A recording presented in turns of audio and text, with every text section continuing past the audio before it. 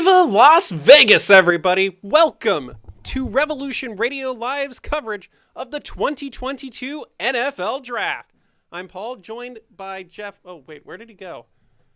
There he is. Oh, yeah. The chairman, CEO, superintendent, and whatever the hell else we can call him of Revolution Radio Live. And also host of the Renegade Roundtable podcast, also here on Revolution Radio. Oh, And yeah. a bit of a Budinsky as I go to live from the Ohio State University, our special correspondent, Hunter. What's up, guys? Ready for another great year with you guys on our draft show. I'm so excited. Let's have a night. This is year 4 for me and Paulie and year 3 for Hunter. So, This is year 3. yeah. If this was high school, me and Paulie would be seniors.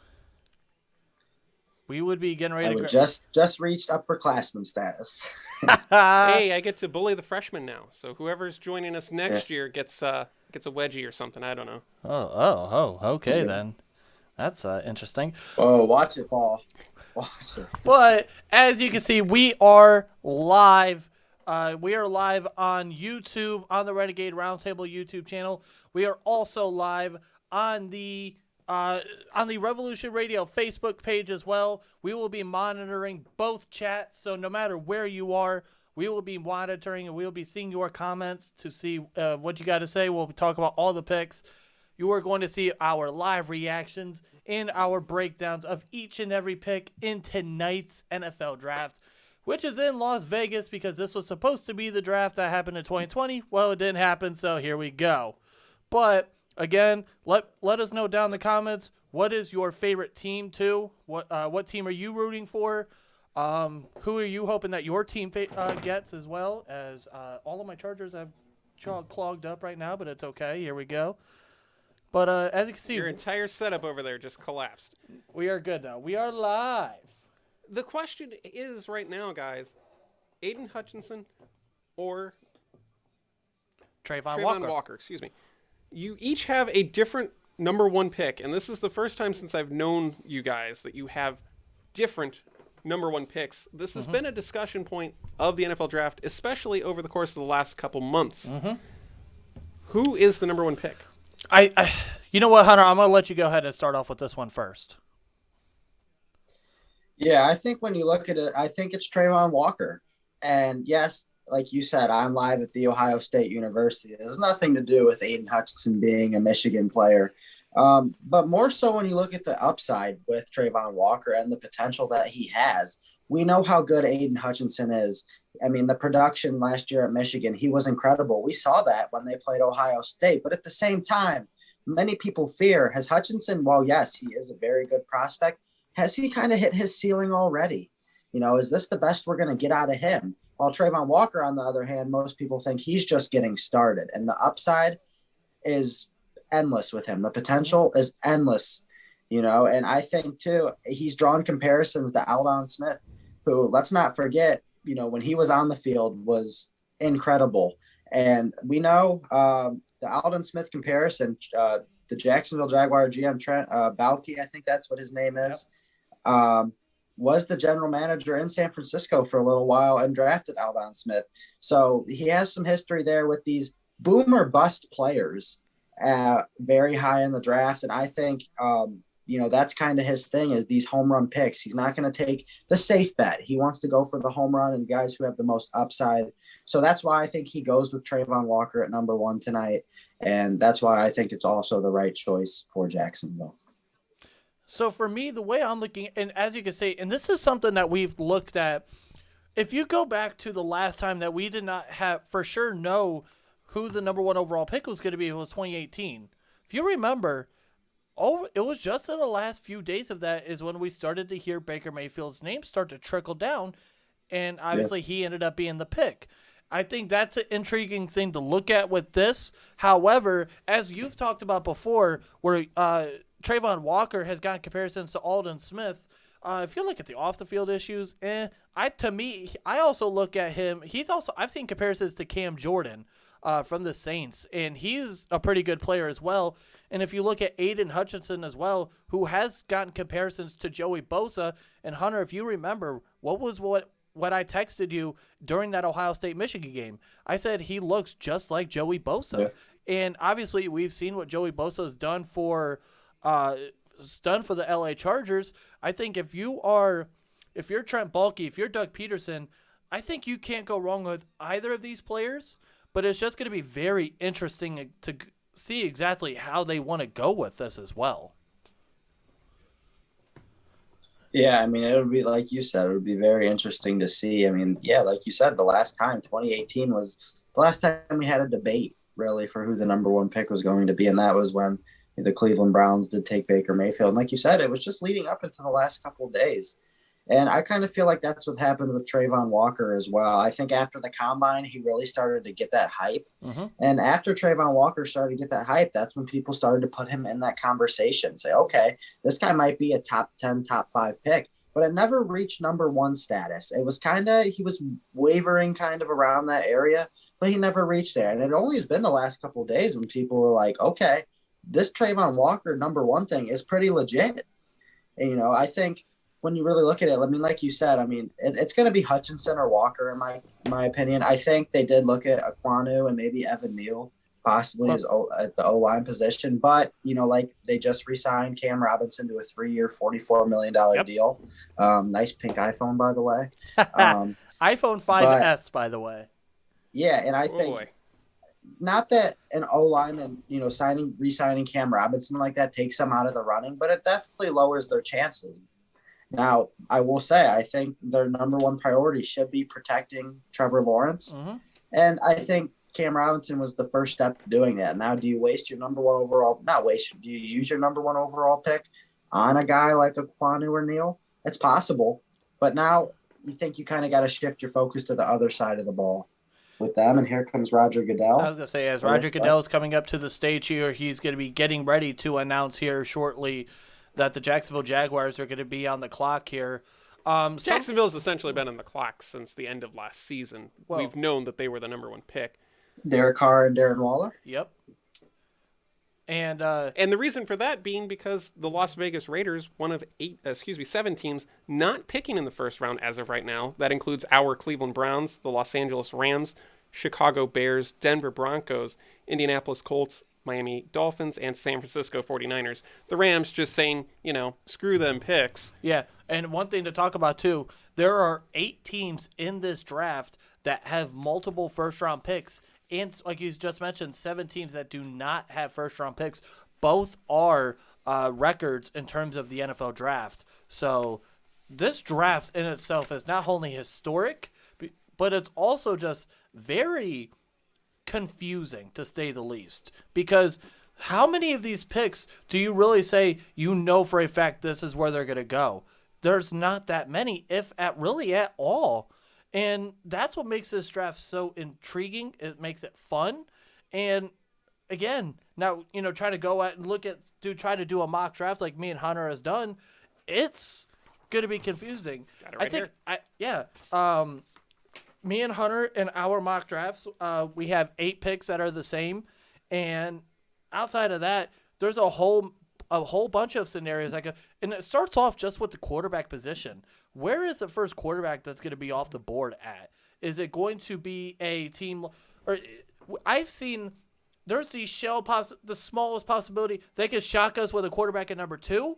But there's also the chance the first quarterback doesn't come off the board until pick 20. And it's worth pointing out that the top 5 right now are the Jacksonville Jaguars, the Detroit Lions, the Houston Texans, and then New York Jets and Giants back to back. That should be fun for those of you from the Meadowlands. Thank God we're not at Radio City Music Hall. Yeah. Go ahead, Hunter. Ice Cube. Oh, yeah. Nah, I just saluting to Ice Cube. Love Ice Cube. But no, like you said, Jeff, I think this is one of the first drafts in a long time where you don't know where anyone is going to go. Sure, I think there's a couple positions where you think, okay, there's probably narrowed down to 2 or 3 players that could possibly go here. But other than that, I mean, it's really wild. I mean, it's the domino effect. It's like, okay, if someone goes here, I mean, that might mess up the rest of the draft for someone else. And I think that's the best part, is not knowing where anybody is going to go. This is going to make such a fun draft. And I attribute most of that to the quarterback position. Yeah. And not many quarterbacks, going to be going in the first round, if any, which, yes, there will be one or two or three maybe. But, I mean, you don't know where. I mean, they could go very low. Do you see a scenario? We've got the Jets and the Giants with multiple picks in the top 10. Do either one of those two teams package a couple first rounders? Maybe try to get a bigger, better play later on down the road. Let's be honest here.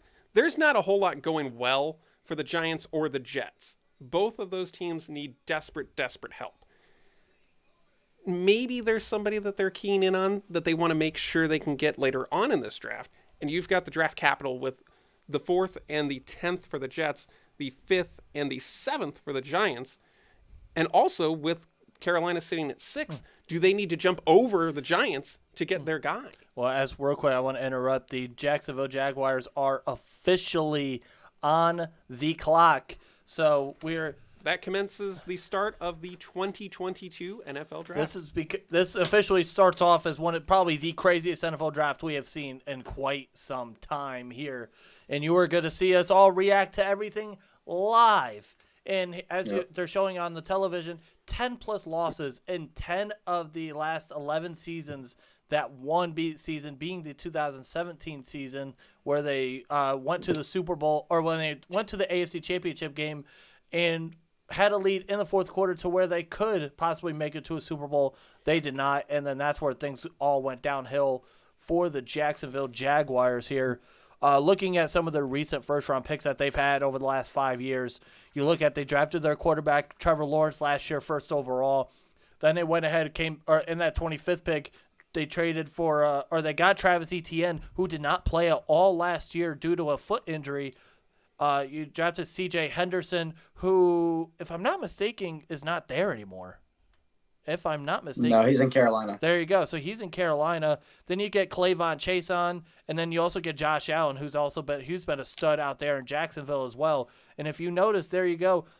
Before last year, they went 3 straight years of defense, and it sounds like they're going to go to the well again on defense. So you ask yourself, you look at some of their needs: offensive tackle, edge rusher. So obviously we're talking about Trayvon Walker versus Aiden Hutchinson. Offensive tackle wasn't interesting to look at as well, but again, they signed Cam Robinson to a 3-year, $44 million deal, and then on top of that, they did add Brandon Sheriff from the Washington Commanders for a 3-year, $49 million deal. Now he's a guard, but you still solidified your offensive line a little bit. I love how you stumbled a little bit on the Washington Commanders, and I think that a lot of the average NFL fan is going to do exactly the same. The Washington Commanders, the new name for the former Washington football team, which before that, of course, the Washington Redskins. Yep. This is their second rebrand in less than 10 years? Less than 5. That's nuts. Can you imagine if the Cleveland Guardians became the Cleveland Spiders in 2 years? There you go. But then, real quick, also, we want to talk about, look at some of the key losses that they had in free agency. They did lose Andrew Norwell. Obviously, that became he was replaced by Brandon Sheriff. They lost Taven Bryan to the Browns, lost Miles Jack to the Pittsburgh Steelers. So you lost a couple of key guys on that defense. So obviously, they were 20th ranked defense last year. So obviously, they're going to want to go to defense here, and that's looking like what they're going to do. It's just going to be a matter of simply who in the hell do they take with this first overall pick, as they are showing as we're watching the NFL Network's version of the 2022 NFL Draft, which is the best version if you're going to watch that, Yeah, 100%. And they were showing the draft party there. That draft party, by the way, being held at Daly's Place at Jacksonville, which is home to All Elite Wrestling. Tony Khan, the Khan family, likes to make a big splash in everything they do. Yeah. What is the bigger splash here? I think it's just going to be a matter of what kind of player do they want to go after. Do they want to go after maybe a slimmer pass rusher and a guy like Aiden Hutchinson, or do you go after a guy like Trayvon Walker, who is, I think he's got in comparisons to Cam Jordan, a little bit heavier, but it's a very intriguing thing. And I think the thing is, though, with Trayvon Walker is he has a flexibility to where I think you could play him inside as well. You could play him as a defensive tackle as well, which if you want that kind of flexibility, you can have as well. And I think that's something that is intriguing when it comes to Trayvon Walker, but we'll have to see what exactly they're going to be looking for. Talking about splashes, we know that Jacksonville last year made the big splash at head coach with Urban Meyer.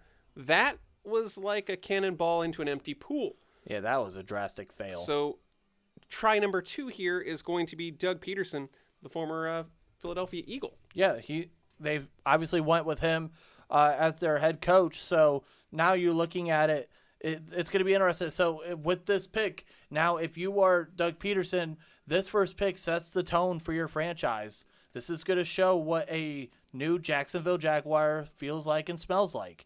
And I think that's exactly if you're, as they're showing the war room here in Jacksonville, just a matter. I think what they're going to do is they're going to milk this clock just to see if a team can make that offer a little bit more rich as the pick is All in. right, So let's now get this going. So the pick is in. We're going to see who in the hell the Jacksonville Jaguars take with the first pick here momentarily when the commissioner, Roger Goodell, gets to the podium here. And, oh, boy, this is where we might be off to a shocker at pick 1, or we could go with, more of what we've talked about with either Aiden Hutchinson or Trayvon Walker as well. Yeah, I mean, I think when you really think about it, I mean, this pick does come down to 2 players right now. I don't think we'll be surprised either way, but say Trayvon Walker does go 1 here, we will be talking about for a long time about how he shot up draft boards, so quickly. And if it's Aiden Hutchinson, then it's the guy we pretty much thought all along. And so, yeah, and I mean, if you remember going kind of early in the draft process when we were talking about the Jacksonville Jaguars, there was a multitude of options that you could have went with. Could they have went with a Akeem Ekwonu? Could they have also went with a guy like Evan Neal? So you had 4 different guys that we were legitimately talking about as possible first overall picks. And to note as well, when it comes to the draft, there has not been that many players that have gone that have not been quarterbacks to go first overall as well. So if I'm not mistaken, the last time we've had that was Myles Garrett in 2017. We've only had 3 players since 2010 go first overall that is not a quarterback. All right, tell me, Hunter, honestly, you don't want Hutchinson to go here simply because of where you're sitting right now, right? Yeah, it'd be nice. It'd be very nice. As you can see, I got my Buckeye guy in the background. And you know what's ironic? Yeah, I mean, you know what's funny too is, and this is always the fun part about this as well, is we are doing a draft show where we have Roger Goodell, as we have a Steeler fan and Browns fans doing this together. So here we go. Oh boy, Who's it going to be at number 1? here we go. Trayvon Walker. Okay. Going number Wow. freaking 1 overall. Oh, man. Oh, The Georgia Bulldog is the number 1 pick for the Jaguars of Jacksonville. wow. And if you just wanted what people think about this pick, you should have just listened to the crowd in Vegas because they were stunned. Wow. And wow, what a pick. What a pick by Jacksonville. Like I said, Trayvon Walker, I mean, he really came alive in the college football playoff, especially in that national title game against Alabama. And when you really look at it, Justin, I just saw that too. yeah, I Wow. think when you think about Trayvon Walker, really came alive in the college football playoff and the national title game, and then had a great NFL combine. And that's what really propelled him to get where he's at today, which is the number 1 overall pick in the draft. I mean, Trayvon Walker is an incredible prospect. Mm-hmm. So big pick by Jacksonville. So we'll see what happens here. I think that leads well into what number 2 will be. So Yeah. we'll see. But I mean, this will be fun. Yeah. Looking at Trayvon Walker here, just to give you guys a little bit of outline on him. 6'5", 272 pounds. Fun fact as well, he played for a basketball team that won 71 straight games in consecutive class 4A titles in high school. He was a freshman all SEC in 2019. and he was also the 5th overall ranked player in the 2019 class as a 5-star coming into Georgia. Teams were saying we've seen some comparisons to Alden Smith. I've also seen comparisons to Cam Jordan, which is kind of how I thought about it. As the pick is already in for the Detroit Lions. We don't even have enough time to talk about that. As great as it might be, the Detroit Lions are saying, "Hey, we want the smoke." Let me continue on real quick as I can when it comes to Trayvon Walker as well. I like the ability that he has the experience with the SEC, 35.5-inch arm, so he could play with very good length. He has natural power as well. I think he could rush from the defensive tackle or defensive end spot. I think my issue with him is just he's sort of a one-year wonder, and he has a little bit of lackluster in production. He only had 6 sacks. He did have 7.5 tackles for loss and 32 QB hits, but it's going to be very interesting to see what happens here. As we got to discuss what's going to happen with number 2, as we all assume what we think is going to happen here, but it's an intriguing thing. And if you look at my mock draft, for those that watched and saw, I went with a hot take here and went with Ahmad Sauce Gardner. So obviously, you say you went with the hot sauce? I went with the hot sauce there. And obviously Hunter went with Aiden Hutchinson, which is a very good possibility as well, being from Michigan, playing in Michigan. So he would be staying, he wouldn't have to go too far. But it's an interesting idea to think about. And, oh, boy, things can get interesting here real freaking quick. So real quickly, the number 1 pick, and also Trayvon Walker. So Justin here in the comments says out of Georgia. So Justin thinks he's going to be a bust. I think he's referring to Trayvon Walker. Well, actually, I have some news to report real quick. Uh-oh. If you'll load. A big time scare before we'll wait till Roger Goodell announces the second pick. Yeah, let's find out who number 2 is going to be. This going to the Detroit Lions. We're getting our cardio in already. Yeah. Here we go. Aiden Hutchinson going number 2 overall. Second defensive player to be taken in the top 5 for the Michigan Wolverines. The first, of course, Charles Woodson. This a huge opportunity for Hutchinson, but also for the Detroit Lions. You can take that Michigan fan base and bring them in and maybe sell a few more season tickets now. See your hometown hero coming in. So, real quick, I want to hear. Yeah, real quick, if you don't mind. A big-time scare before the NFL draft. Georgia's Trayvon Walker was in a serious car accident in Athens, Georgia, before the draft, crashing into 2 parked cars.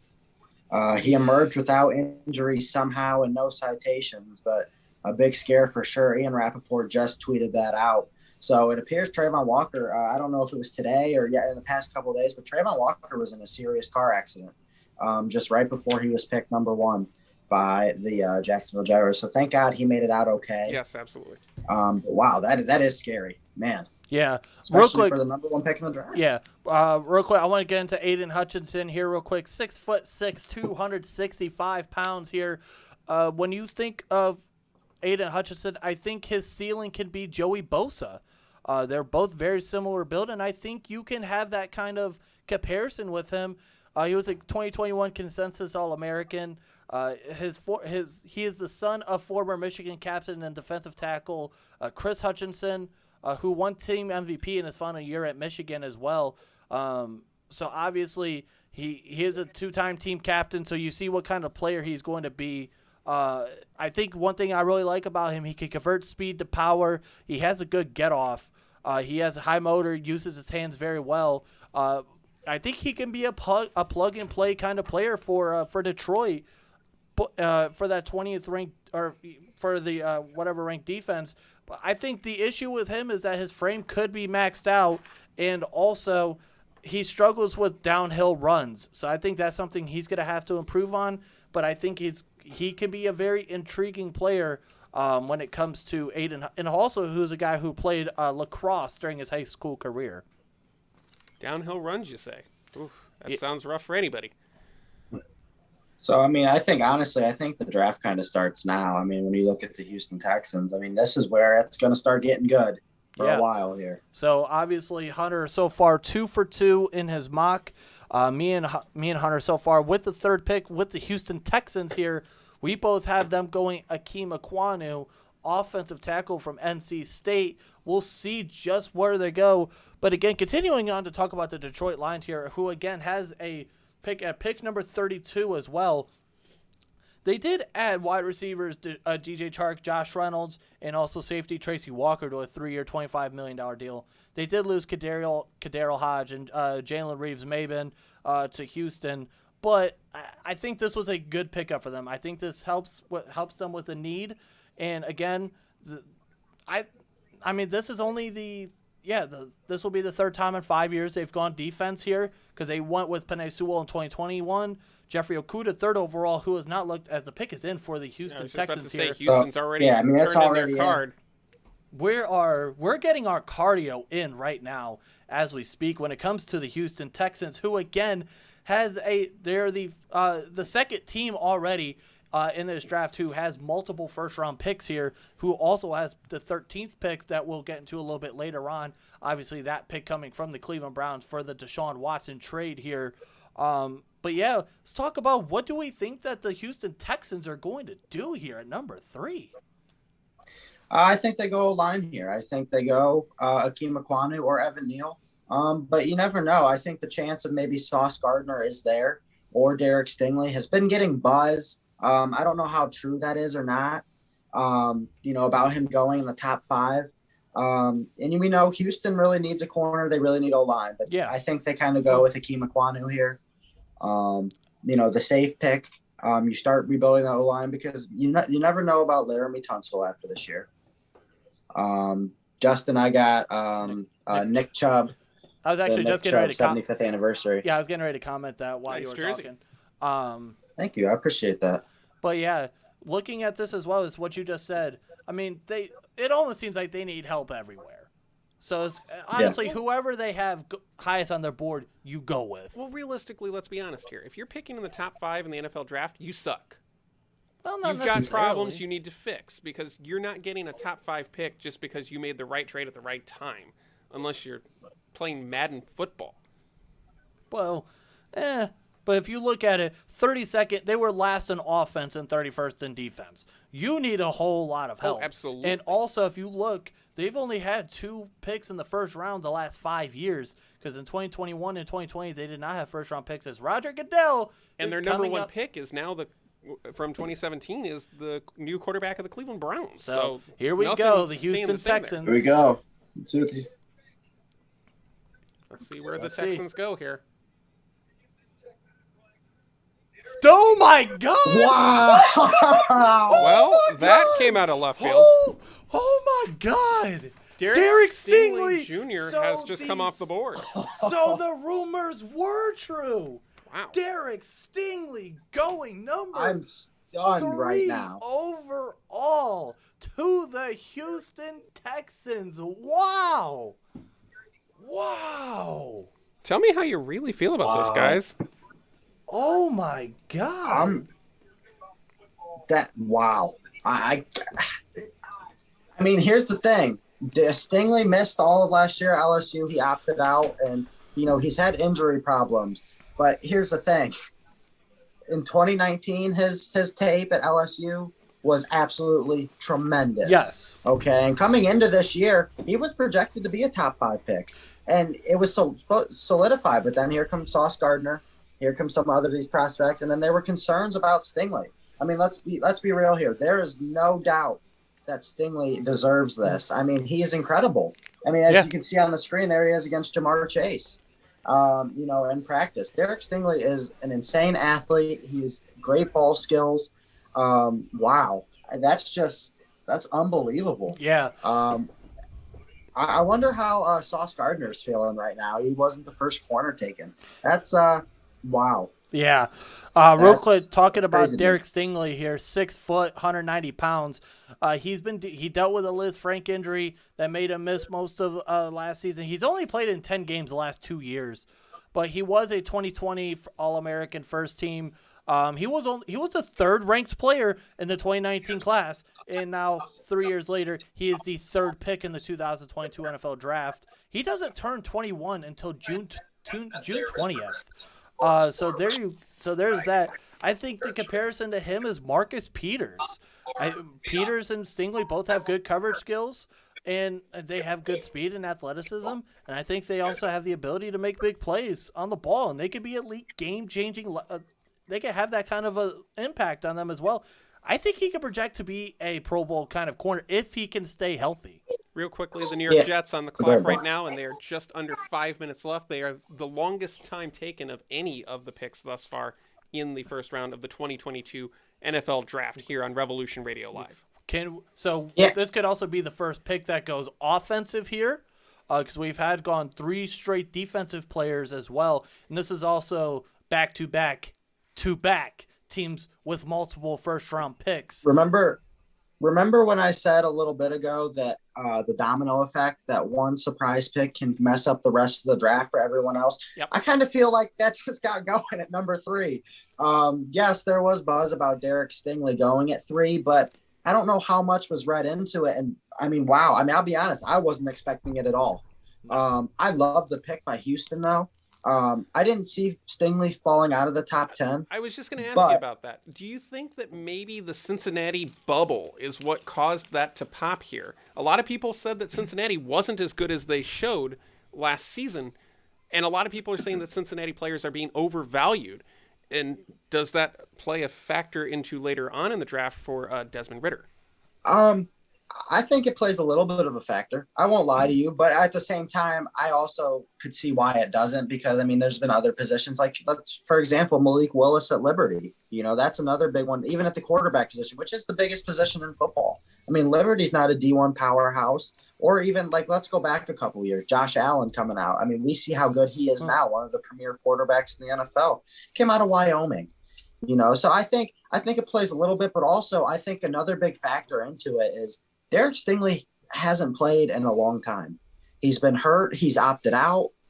But when the last time he did play, he was sensational. He was tremendous. And then in practice every day, when you get to go up against Jamar Chase and Justin Jefferson, 2 of the better wide receivers in the NFL right now, when you're not dominating, but when you're holding your own against them in practice, and the tape that he had was tremendous, then you're opening eyes right there. And he's one of those guys like, okay, well, if we think he's going to be that guy that he was showing on that tape at LSU, then he's more than worthy of the number 3 pick. But I think some teams tend to overthink and be like, well, okay, well, yes, he did have some legit concerns with the injuries and the opting out. But at the same time, it's also a case of, did teams maybe overthink this? And maybe that was just the case here. Maybe Houston was like, we're not going to overthink it. We know he has the talent. We think he will be productive. He will stay durable. So Derek Stingley's the pick here. And I think... And as the pick is in for the New York Jets as well. Already going to it. I want to quickly ask you guys, because, Jeff, you have listed on the pre-notes, has boom or bust potential for Derek Stingley. So I'm going to ask you both. Boom or bust for Derek Stingley? If he can stay healthy, he's boom. 100% agree. I think if he stays healthy, he's boom. I love Derek Stingley as a prospect. And... I think Derek Stingley. I do want to talk about who can the New York Jets be taking here. You look at some of their needs. They have safety, linebacker, corner, so they could use a little bit of help everywhere on that defense. They could also maybe shock us with a wide receiver here. They could also go edge rusher here as well. They did add C.J. Uzama, Lincoln Tomlinson to a 3-year deal, DJ Reed, and safety Jordan Whitehead here. But they also did lose Marcus May to the Saints, which could be intriguing here to talk about Kyle Hamilton. He's a guy that started to slip a little bit. So where is he going to go? What are your thoughts, guys, on Zach Wilson at quarterback? Is he the guy, or do you think that the Jets need to be looking? Do you remember how I felt last year? For those that watched last year, and again, I was not high on him at all. Not many people were at that time. No, a lot of people were high on him. The average fan who's watching this draft coverage was going, Zach Wilson, who's that guy?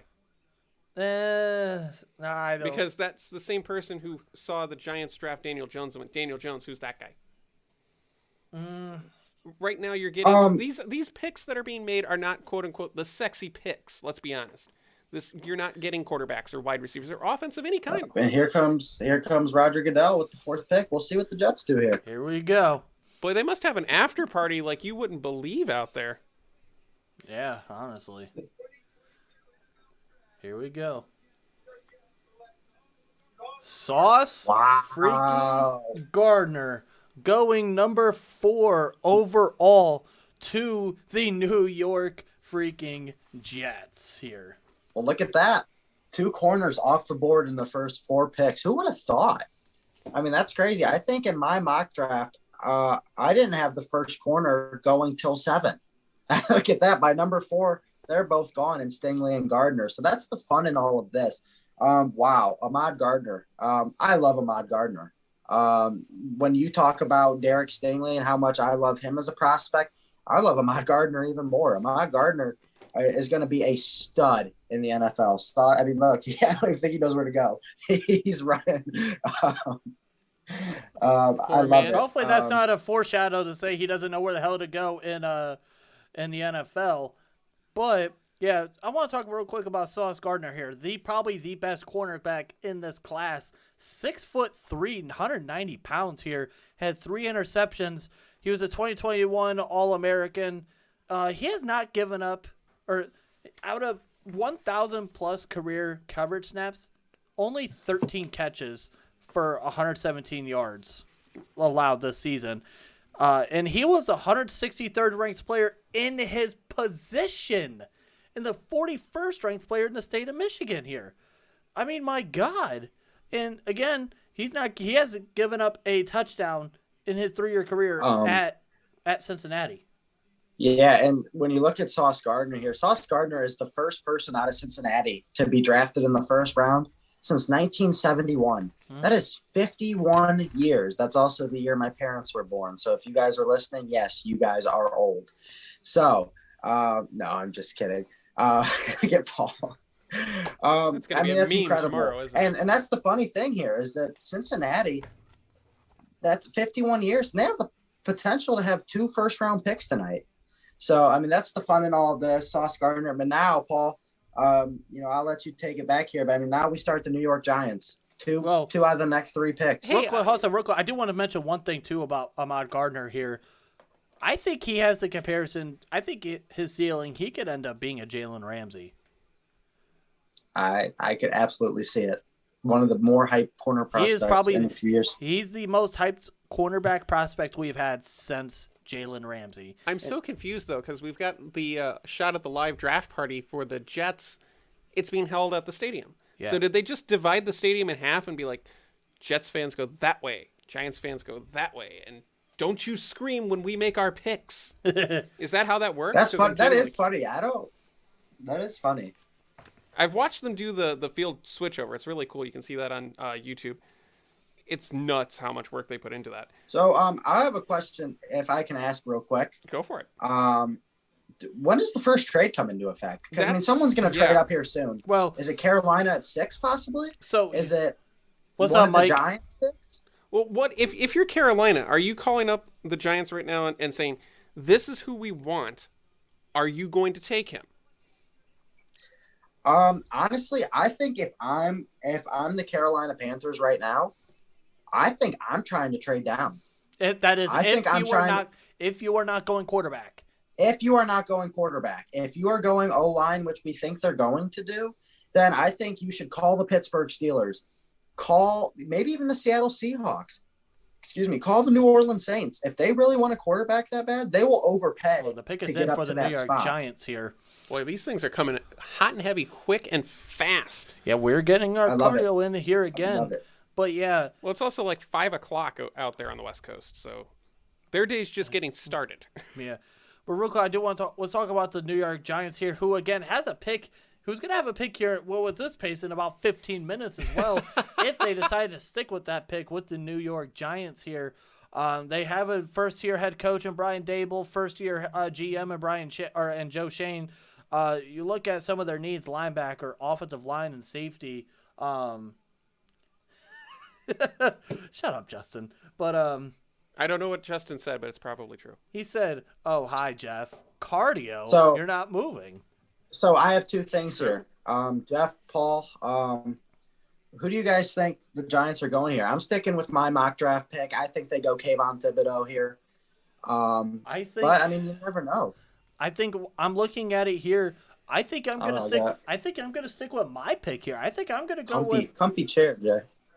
Sorry, I was Actually, responding to no. Jay. I think I'm gonna switch out of my pick. I think I have them going. They're gonna end up probably going Kima Kwanu I was here. just thinking, it's time to get icky. I mean, first off, the sauce is in New York. The Big Yeah. Apple now has its sauce. So So we're gonna have the sauce and the icky sticky, if you will. there, we could have the possibility there. You look at what they Okay. Think about it this way, though. Okay. Say they go Kayvon Thibodeau here, which in my mock they are, and I'm going to stick to that. The Carolina Panthers have to be licking their chops right now. They have the 6th pick, and Akeem Ekwonu and Evan Neal are going to be there. And come on. I mean, I don't think they expected maybe either one to be there. Yeah. Here we I mean, go, and this looks like this. Here we go. We'll see. This could be the first. We have our first guest. And this will put us Oh, yeah, through this the was top such- 5. Such a cool story. Yeah, it is 8:40, and we're 5 picks in. I like this. They must have said, hey, we don't want to be continuing this at midnight. Like they do every other year. But also, Mike on YouTube, I see you as well in the comments. What is good? We have people everywhere on Facebook, YouTube. Yep, we do. I'm sure that if you go to our Twitter account, there's something going on there. We don't have anything going live on Twitter. We have nothing going on the Elon? On the Elon, we do not. On the Elon. But as they're announcing the guest here for the pick for the New York Giants here, real quick, just while he is talking, I love this. I love anytime a Make-A-Wish, anytime they get involved to make these kind of, when they get to make a pick like this, I love it. I absolutely love it. Yeah, and for this young gentleman, he might be tied to one of the most important picks in Giants history right here. Here we go. Okay, go, Cave. Wow. Okay. Wow. I thought they could have maybe, unless they feel. Is this one of those things where they see somebody that they can wait a couple picks and not pay as much? Because top 5 money versus top 10 money is different in. Well, no, they have the 7th pick. So, Yeah, but they're top 5 versus top 10. Oh, yeah. So you can slide. You can wait a pick and save a little bit of money on somebody that you don't have to overpay as much for. You're still going to pay them a lot, but you don't have to pay them as much. Yeah, I mean, I don't think they're looking at it. I think what they're looking at is, and here's what's intriguing real quick about this Kayvon Thibodeau pick here, is first off, I thought they could have maybe got him at 7, unless now they're looking at it and saying, hey, we want to make sure that in the case for some odd reason they feel like maybe Carolina or a team's going to go up and trade for him. I thought they would have went offensive tackle here. They still could. Remember, they've got the 7th. Oh, yeah. And if you look at it, I think now if you're the Giants, I don't think Akeem Ekwonu goes there. I think that ends up being Evan Neal, if that is the route they want to go with that 7th pick for the Giants here. But again, Kayvon Thibodeau is a guy that I think, to me, I look at Khalil Mack when I see him. They have very similar, almost identical arm length, very similar build, and I think he has that ability to be that kind of impact player as well. He could be very, very disruptive if he could. But I think what? No, dude. Thibodeau Yeah. and the kid, we're going crazy. That was awesome. Worth pointing out, by the way, that's Hunter's 3rd correct pick on his mock Yeah, draft. my mock draft is not going anywhere near what I thought it would. I but- will say I do want to cut in real quick and say, in my opinion, Kayvon Thibodeau is the best prospect in this draft. To me, number I think 7 overall, but the number 7 overall. I think Kayvon Thibodeau is the best prospect in this draft. I think he's an incredible player. He's going to have an incredible NFL career. I think this is a great pick for the Giants to get him at 5 and then possibly at 7 have one of these O linemen. It's pretty sweet. yeah. Shaping up to be pretty good for the Giants right now. So this is really fun if you're a New York Giants fan. Justin says Kayvon reminds him of Miles just a tad bit smaller. I can And that's absolutely see that. And that's why it kind Oh, of. That's God, why. you put somebody in the same breath as Myles Well, that's Garrett. why do you Holy think I put him in the same breath as Khalil Mack? Who Khalil Mack's a little bit. He's a a little bit smaller version. He was very similar weight because he is only 258 pounds here. When we're talking about Kayvon Thibodeau, Jay says, well, off to work. Good night, boys. Love y'all. Hey, love you too, bro. But yeah, I do think he's a tiny bit light for the position. I think I might want to see him maybe gain a couple pounds. But I think he does need to improve his pass rushing a bit, moves as well. By the way, the Carolina Panthers on the clock with just over 3 minutes left. This is now officially the longest time taken for a pick in the draft. Yeah, and Jeff, when you make the Khalil Mack comparisons, I know people kind of are like, well, Khalil Mack. Let's not forget Khalil Mack in his prime is one of the greatest defensive players of our generation. Absolutely incredible player in Oakland when the Raiders were there, and at the beginning of his Chicago career. He was an incredible player. I love the comparison. I'm really intrigued to see what Carolina does here. Could they possibly trade out of this spot? I think it's possible. That's exactly what I was just wondering, because they're at 2.5 right now and still going. Yeah. This sounds like they're trying to get out of that 6 pick. Who would be jumping up to 6 to try to get into this draft right now? Pittsburgh Steelers. Ooh, I think could be interesting here. But when you look at Carolina here, actually on my thing I have them flip-flopped. They had the second ranked defense in the NFL, but they were 30th in offense here. So if you look at some of their needs, this is the first pressure point that we're talking about for a quarterback here. Is this a Malik Willis? Is this a Kenny Pickett? Do they go with the offensive tackle here? Do they go with Evan Neal, Akeem Ekwonu, maybe a Charles Cross as the pick is in for the Carolina Panthers here? And how much longer does Matt Rule have in Carolina? That seat isn't so much as hot as it is on fire right now. That's a very good point, Paul. Matt Rule's pulling out all the stops here to see what he can do. And I think we can all agree the Cam Newton reunion tour did not work out the way they thought. It did not work well at all. No, but I think it's going to be very interesting to see what they do as well when it comes. They didn't even average 300 total yards last year on offense, in total offense. So it's going to be very interesting to see how they want to handle this. Are they going to shock us? Is this going to be the first quarterback? Is this... Not to mention the fact that Carolina does not have another pick until the 4th round. And that's why you got to make a splash here if you're going to take somebody. For me, that's kind of in a way why a gut feeling of mine kind of makes us feel like this could be a quarterback here. Because if you're looking at this, say if there's a team like a Seattle Seahawks who maybe is looking to get an offensive tackle here. Well, right now, you have the pick of the litter. You have everyone that you want is available there. And if you're Carolina, I would try to make that deal because you could still get a quality offensive tackle, maybe still be, and on top of that, acquire additional picks as well. So selfishly, Jeff, do you really want Carolina to take Malik Willis just so that you get one right here in your mock? No, I would rather get this one wrong. I would want to get this one wrong. I think, honestly, in my mock... You have him going Charles Cross.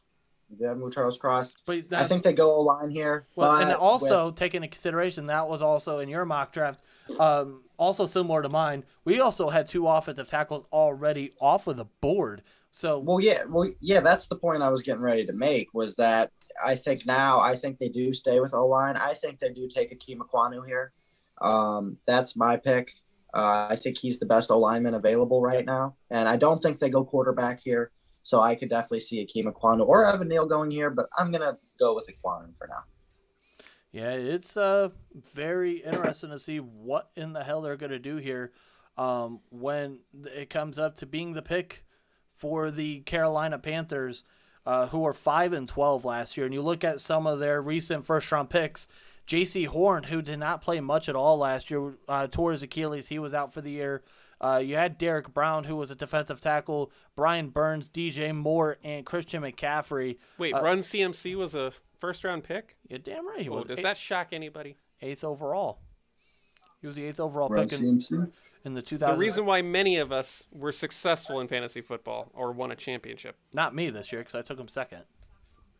So screw you. But real quick, talking about Carolina, I think it's going to be very interesting here. Do they go with a quarterback here, or you look at some of their needs outside of quarterback, offensive tackle. They could go with a guard. Is there a guard that they feel like they want to go? I don't think there's a guard right now at value. They need help on the offensive line as a whole. I don't think they go wide receiver here. But, again, look at 5 defensive players go in the first 5 picks. Wow, that's awesome. Which, again, is something that we knew that this was a very defensive-heavy draft. And as we're seeing it, with the first 5 picks, we have gone there, as it looks like Roger Goodell is coming to the podium to announce this next pick. I am disappointed he didn't bring his recliner with him. And Justin says Pickett has himself a dime piece for a girlfriend. Sheesh. All right, here we go. Akeem Ekwonu. Okay. Yep. That's a good value for them. Most people have had Ekwonu at the number 2 overall. So to have him fall to you at 6 has to be like Christmas for the Carolina Panthers. Yeah, this was a pick that we all we figured that they were going to go with an offensive tackle here. And again, this is one of my guys in this draft class. There's always a few guys when you start studying these guys, you fall in love with a couple guys. And this was one of my guys that I fell in love with when it came to Akeem Ekwonu, 6'4", 320 pounds. He only gave up 10 pressures on 476 pass blocking snaps last year. He also has a little bit of versatility at left guard as well. Played 4 games in 2019 as a true freshman there. And you want to talk about, you ask yourself, how smart is this guy? He had offers from Harvard and Yale. So there you go. Incredible. He's a very smart individual there. I think when you give a comparison to him, I think a little bit of maybe like a Jedrick Wills. They were both nasty run blockers, and they're quick and athletic on the edge. He's very mean and nasty, athletic. He's fast out of his stance. I think he's very fast off of the second level in the open field. They have a comparison him with Jason Peters, which is a little bit interesting as well. I actually don't mind that comparison as well. But I think the issue with him is he's a little raw. He will have a little bit of issues with his some technical issues in terms of his fundamentals. His hand placement might need to get a little bit better, and sometimes because he likes to get his hands wide, he likes to get he might be a little bit of a holding issue there. But I think overall, Akeem Ekwonu, he isn't a refined blocker, but he's going to have to improve his fundamentals a little bit. But he's a mauler, he's nimble, he's powerful, and I think he's going to continue to get better. And if he could get better, this is where he could end up being a stud at guard or tackle wherever they want to play him, because they have needs at both. Yeah, and I'm kind of curious now. I mean, I love the Ekwonu pick because let's be honest, I don't think anyone expected him to fall to Carolina here at 6. The second best player in this draft class at number 6. Yeah, and I think this kind of, sets the tone for the rest of the draft. Let's look at 7 right now at the Giants. I think there's a good possibility they could trade out of this pick. We will see, though. And also, let's look at number 8 for a quick second and let's just skip ahead for a minute. The Atlanta Falcons. Is there any shot at all that the Atlanta Falcons go with Malik Willis or take a quarterback to that number 8 spot? I know it's unlikely. I know it's not really mocked that much. But here's the thing. They're going into the season right now with Marcus Mariota as their starting quarterback. Is that ideal? No, it is not. No, but at the same time, it's like, okay, do they maybe go with Ohio State wide receiver Garrett Wilson? Do they go with maybe Kyle Hamilton? And that's the thing about number 7 with the Giants here, too. As the pick is in for the New York Giants, so no trades as of yet through 7th pick. Who do we think the Giants are taking at 7? Here I'm looking at my board here. I think if I'm going to go Kyle Hamilton. I'm actually going to go. I think I might go back-to-back offensive line picks. I think I'm going to go with Evan Neal here. I think, again, 31st in offense. They can use a little bit of help on that offensive line, and it's going to be very interesting. And I think pairing him on the opposite of Andrew Thomas, and then you have 2 bookends on the opposite parts of your offensive line, that is where things could be interesting, as they are talking about the Ian Rappaport is talking. Poor Ian Rappaport. He didn't even get to go to the draft. He has to go sit in a hotel suite somewhere. I don't think he cares. You're telling me somebody who lives and breathes by the stories that he breaks doesn't want to be in the middle of draft coverage and is instead in the Bellagio somewhere? No, I'd want to be out in the middle of it all. I don't think he cares, honestly. I really don't. But yeah, the 7th pick, it's interesting here. What are they going to do here? They did lose Will Hernandez. He went to Arizona, offensive guard. They did lose tight end Evan Ingram and safety Jabril Peppers, which makes that Kyle Hamilton pick a little intriguing. I don't see it, but it's the Giants that we're talking about here, and as the pick is getting ready to come in here. Find out what the pick is going to be. The Giants, their 2nd pick in 3 picks coming in. Let's go. Here we go.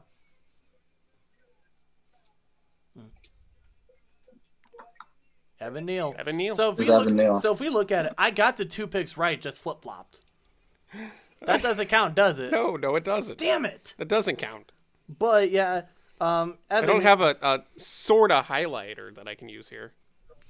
But yeah, this is a pick that does not surprise me at all. Alabama, first Alabama player to come off the board here puts Alabama 1 away from tying Ohio State for the all-time record. No, you're talking about USC.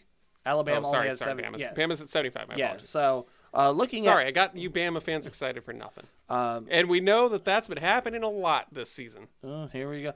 But yeah, Evan Neal here, 6'7", 300, a whole lot of pounds. He played a whole lot of pounds is a very precise measurement. You use that sort of scale that you have in the bathroom up there? Yeah, I did use that. All right. But yeah, Evan Neal, he played left guard in 2019 as a true freshman, right tackle in 2020, and left tackle in 2021. So he brings you a whole lot of versatility as well. And he was the 7th ranked recruit in the 2019 class as a 5-star. He was the best in his position. He's the team captain in 2021, was an All-American. He only allowed 2 sacks in 1,073 snaps in the last 2 years. And I think when you look at him, I think you look at Orlando Brown. And he says his favorite player was Larry Allen, which that's a guy that you would definitely want to model your game after. I think his only issue is when I saw the film, he tends to be a little bit late identifying stunts. He likes to stand up a little bit, and he also tends to bend at the waist a little bit. But I think at the end of the day, he's very powerful, massive, strong hands. I think he's going to be a good fit if he could clean up his leaning. Yeah, I think it's a great pick. I mean, I think the Giants hit a home run with this draft. They get my top prospect in this draft, and Kayvon Thibodeau, and who I think the best O-lineman in this draft, and Evan Neal at 5 and 7. So I think this is a great draft for the Giants. Now Atlanta's up here at 8, and I think this is very interesting. It might be a great draft for the Giants, but man, don't we miss a little bit of that Dave Gettleman excitement of the Giants are on the clock, and we'd all go like, "Ooh, God, where's it gonna go?" I definitely agree. I more of miss trying to figure out what the hell the Las Vegas Raiders were gonna do, because we all know they can do some stupid stuff once in a while. Oh yeah. They definitely do some stupid stuff. They still could. We don't know. We're in Las Vegas. We're not physically in Las Vegas, but they're in Las Vegas for the draft. So I can imagine it's not hard to try to get the phone lines ringing. Let's put it that way. Yeah, it's going to be very interesting. It's also dinner time out there, so you know. Yeah, he's Evan Neal. I had to re-look this up. He's 337 pounds as well. So that is that's a big boy right there. So as I said earlier, 6'7", 300, whole lot of pounds. You don't want to get hit by that man. But we'll see what happens. I think now you have your bookends on the outside on that offense for that 31st ranked offense. I think that is nice. For that, Justin says Henry Ruggs, Cleveland Farrell, and Damon Arnett. Oh, don't forget Alex Leatherwood too. Who, for those that watched the drop back show that we did on Sunday, oh boy, he was the only F-graded player that I gave on Sunday for last year's draft, as the pick is in. Although he did have 2 incompletes. We don't have an incomplete here from the Atlanta Falcons. The pick is in at number 8. Talk to me for a minute about the Atlanta Falcons, guys. What's the need? Well, first off, you look at it, the last 4 of the 5 first-round picks they've had have been offensive players, and I think they're going to go the well again on offense. They need a wide receiver badly. They did lose Russell Gage. Calvin Ridley, he wanted out before he decided to gamble a year of his career off as they are in Vegas. So so that fits out perfectly as well. They did get Marcus Mariota. Yeah. Wow. Wow. Yeah, I think here at 8, I think the first Buckeye comes off the board. I think I finally get a pick right. I need a pick. I think Garrett Wilson goes here at 8. I think the first Buckeye comes off the board. But I mean, we've seen crazier things happen. I wouldn't be surprised to see Kyle Hamilton either. Yeah. I would be a little bit surprised if Kyle Hamilton went here. I don't think they go him here. I think they do have bigger needs, but at the end of the day, it would be a little interesting, but I don't see it. I think as they're getting ready to announce the pick. Well, we're going to go to the pick, apparently. Yeah. Wow. We'll see who they go. Here we go. All right. Wow. Well, they went wide receiver. Drake London Wow. is the pick for the Atlanta Falcons here. The first wide receiver off the board is not Garrett Wilson. It is Drake London. And actually now Wow. that puts USC 1 behind Ohio State for the all-time record. Yeah. Wow. Again, shockers on shockers going in this draft. Drake freaking London, 6'5", 210 pounds. He did suffer a season-ending ankle injury. And he says he models his game after Calvin Johnson and Mike Evans. And that's exactly who I think he reminds me of, is Mike Evans. I believe he could be a little bit faster. And I think he could easily have a Mike Patterson or a Mike Evans kind of career. A guy who's a bigger body receiver who has great ball skills and can turn those 50-50 balls pretty much into 80-20 balls. Now, I do want to note something real quick, Jeff, if you don't mind. Go ahead. So here's the thing. Seattle's up here at 9. We know Seattle has a tendency of trading picks. They love to trade. They will trade down, trade up.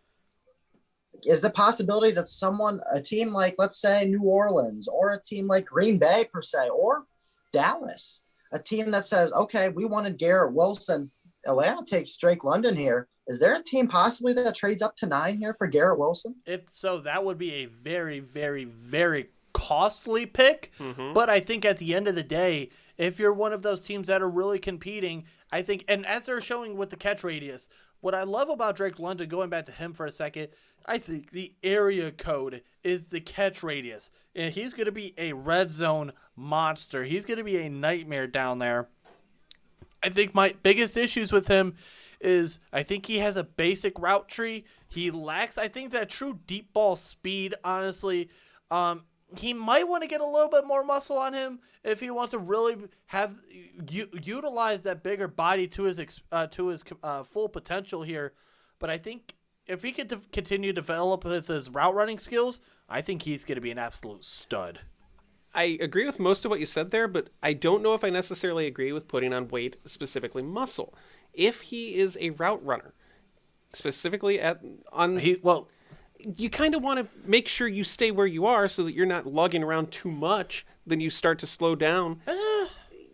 There's a fine line at wide receiver. You don't want to be the heavy wide receiver unless you're going to be a blocker. I'm not saying you have to go and add on a bunch of weight and end up being probably what end up Treylon Burks is. Ugh. But I think adding a little bit, it wouldn't hurt him, especially because now that you could use your big body that much more effective as well. You can see him really go up, and he can go up like a weak side or a rebounder, and he can go.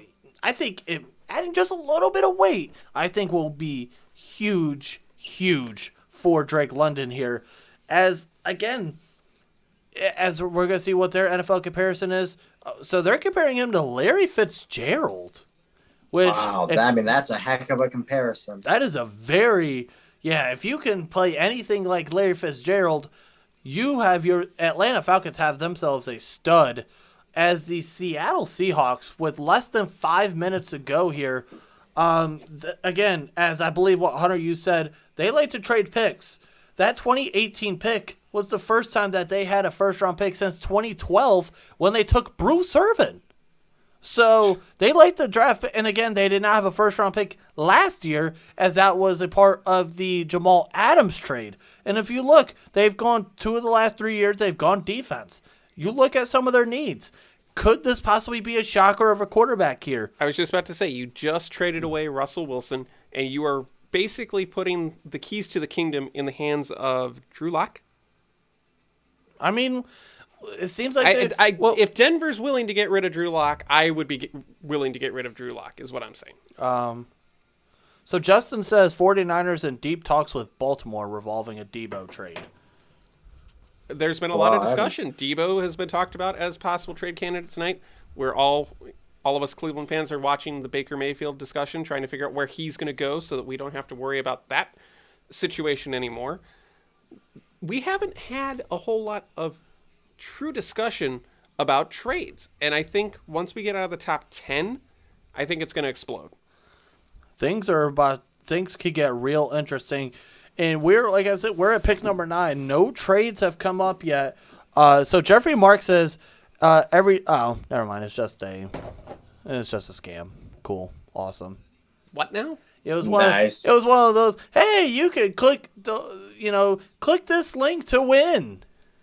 Well, did you click the link to win? Hell no. I'm losing that one. But we are less than 3 minutes left here. And again, the Seattle Seahawks, they went 7-10 last year. Figuring out who the hell are they going to go after? Again, as the pick is in for them, they did lose. By the way, you did have, Jeff, on your mock Charles Cross here at number 9. Do you feel comfortable with that? I think I could see them going Charles Cross here, and not in the right order according to pretty much either of our mock drafts here, but we figured that 2 offensive tackles would be off the board here, and the idea is that, and remember, we have not mentioned much of Baker Mayfield yet, and this again goes with Carolina as well. So Carolina, they went offensive tackle. And there you go. That's exactly the thing. And they got nothing else until the 4th round. Hold on, here. Give me a second. I gotta explain something with this. All right. So, and this again goes with Seattle. Seattle could also go with an offensive tackle. Those two teams have been linked. To Baker Mayfield. If you're one of those teams, maybe go and get yourself an offensive tackle there, and then you could get yourself the quarterback. Now you have a guy. Now you get the best of both worlds, and I think that's interesting to talk about with the Seattle Seahawks as well. They do need a quarterback, so you could kill 2 birds with 1 stone there. I think a name to watch out for as well is maybe the top linebacker in this. Either Nakobe Dean or Devin Lloyd. I think we could slowly start to get to that territory as well. J-Mo. The corner. There's an outside shot they could go with a Trent McDuffie. I don't think they'd go with a defensive tackle at all, but it's interesting. I'm going to be very interested to see what happens, what John Schneider and what Pete Carroll decides to do with this 9th pick here. Could they go with? It's going to be very interesting here. Worth keeping an eye out. The Jets at number 10. Does whoever Seattle pick cause them to want to trade down? Something to keep an eye on. The Jets have already had 1 pick in the top 5. They have the final pick of the top 10. They don't necessarily need just those 2 pieces to fix what has been a disaster in the Meadowlands. Yeah, I think too, when you look at the Jets pick at 10 here. I do want to make a point about what the Jets do here in a second after the Seattle Seahawks pick. Awaiting the Hawks pick. Here we go. There we go. There it is. Charles Cross. I finally get one freaking right. Charles Cross. Charles Cross. And again, now there's the possibility that if you are John Schneider, if you want to really maybe go after Baker Mayfield, now you have an extra piece that you could go and protect him with. But I do want to get into Charles Cross for a second. 6'5", 310 pounds. He was the 27th ranked high school player in the 2019 class as a 5-star. He was the fifth ranked offensive tackle in his class. He was the first team All SEC. I do think he's going to need a little bit of developmental time, but I think you could compare him fairly to Ronnie Stanley. Now, Ronnie Stanley has the durability issues, but when he's on the field, Ronnie Stanley is a absolute beast of a player. And I like this kid a lot. I do think he might need to get a tiny bit stronger, to get a little bit bigger, and he has a little bit of a holding issue. But at the end of the day, I think he lacks the ideal bulk and power, especially in the run game, but he processes things quickly, and he shows. I think he could project to be a Pro Bowl level tackle if he could continue to maybe get a little bit stronger and work on that holding issue. Yeah, I think the Jets at 10 now are a very interesting pick because I think the two guys linked most to the Jets here at 10 are still available, and that's Kyle Hamilton and Garrett Wilson. Kyle Hamilton being the guy that you have on your mock drafts. Yeah, and I don't know. I kind of almost think they go Garrett Wilson here. Yeah. But, we'll see. But, I mean, getting your corner of the future and then getting your safety of the future would be a big move as well for the Jets. But I think you need to help Zach Wilson out. So go get him another receiver. We can maybe have that Wilson to Wilson connection in New York for a long time. So we'll see here. But it's very intriguing. Or maybe I don't see it happening, but could they possibly trade the pick? Maybe. But I think at this point now that Wilson and Hamilton are still available, I think that I think they make this pick. So I think Kyle Hamilton being available, not a shocker. Garrett Wilson being on the board, think is a tiny bit of a shocker, just a tiny bit. And I honestly thought there was not that many picks that I truly felt comfortable with. I truly thought Garrett Wilson to Atlanta that was one of my few picks that I felt truly comfortable with. Well, obviously with this draft class, that has not been the case at all. As again, the New York Jets are on the clock. As we talked about earlier, 26th in offense. They were dead last in defense. They went and got arguably the best corner in this class in Sauce Gardner. And they got him with the 4th pick. Stingley going one above him in the 3rd pick. So that there's going to be some fun debate over the years going forward on that decision. And so we've reached double digits with the pick. We're at pick 10, and in my case, I'm a big wide receiver guy. Wilson, Olave, and Williams still have not gone yet. Yes, the pick is in. The pick is in for the Jets, so we will see who they pick. And that'll round out the top 10. Yeah, and again, Kyle Hamilton's going to be that's intriguing to talk about. Again, who do they go with a wide receiver? Could this be a shocker, and maybe they go with a guy like Jermaine Johnson? I think that's a guy. It very well could be. They do need an edge rusher. But I think looking at this as well, looking at, again, some of their key needs, or looking at some of the key guys that they got C.J. Uzomah, Lincoln Tomlinson, DJ Reed, and Jordan Whitehead. But you did also lose Jamison Crowder, Morgan Moses, Shaq Lawson, and Marcus May. And 3 of those 4 players that they lost are now of positions of need. So it's a matter of who do you want to replace here? Do you go with arguably the best safety in this class? Do you go with the guy that maybe most people had the best wide receiver in this class? Or do you go with maybe a guy like Jermaine Johnson, and now we start to see that pass rusher part come into the play again? Or do they shock us and go again with the linebacker of their choice? I know it's a bit of a stretch to ask this, but is there a piece here that helps make the Jets at least a 500 team by the end of this season? Hell freezing over. Yeah. Hell freezing over. Zach Wilson having a breakout year. Which, again, I don't... Hey, we were talking about Drew Lock earlier. Remember, that's who I compared him to, was Drew Lock. But you also got to keep in mind Zach Wilson basically started in the year that he Also, drafted. can we That talk is about- a tough row to hoe. as 40% of the top 10 picks have resulted in New Jersey, East Rutherford, New Jersey picks, and as the pick is in for the New York Jets. Here we go. Garrett freaking Wilson is a Garrett New Wilson. Let's York. go to the Ohio State University for some reaction here from Hunter. I love the pick. Yes, it's because I am a student here at Ohio State, and yes, it's also because I love Garrett Wilson. Garrett Wilson was my wide receiver 1 in this draft. Same here. He's just incredible. I mean, he gets off the line really well. He's a very good route runner. He catches. I mean, we saw the Clemson game in 2019. That vertical he had on that jump, how high he's able to get. I think Garrett Wilson is going to be a star. I wish he would have gone to a QB situation that was maybe a little more suitable for him. But, I mean, Zach Wilson has the arm strength, the arm talent to get him the ball.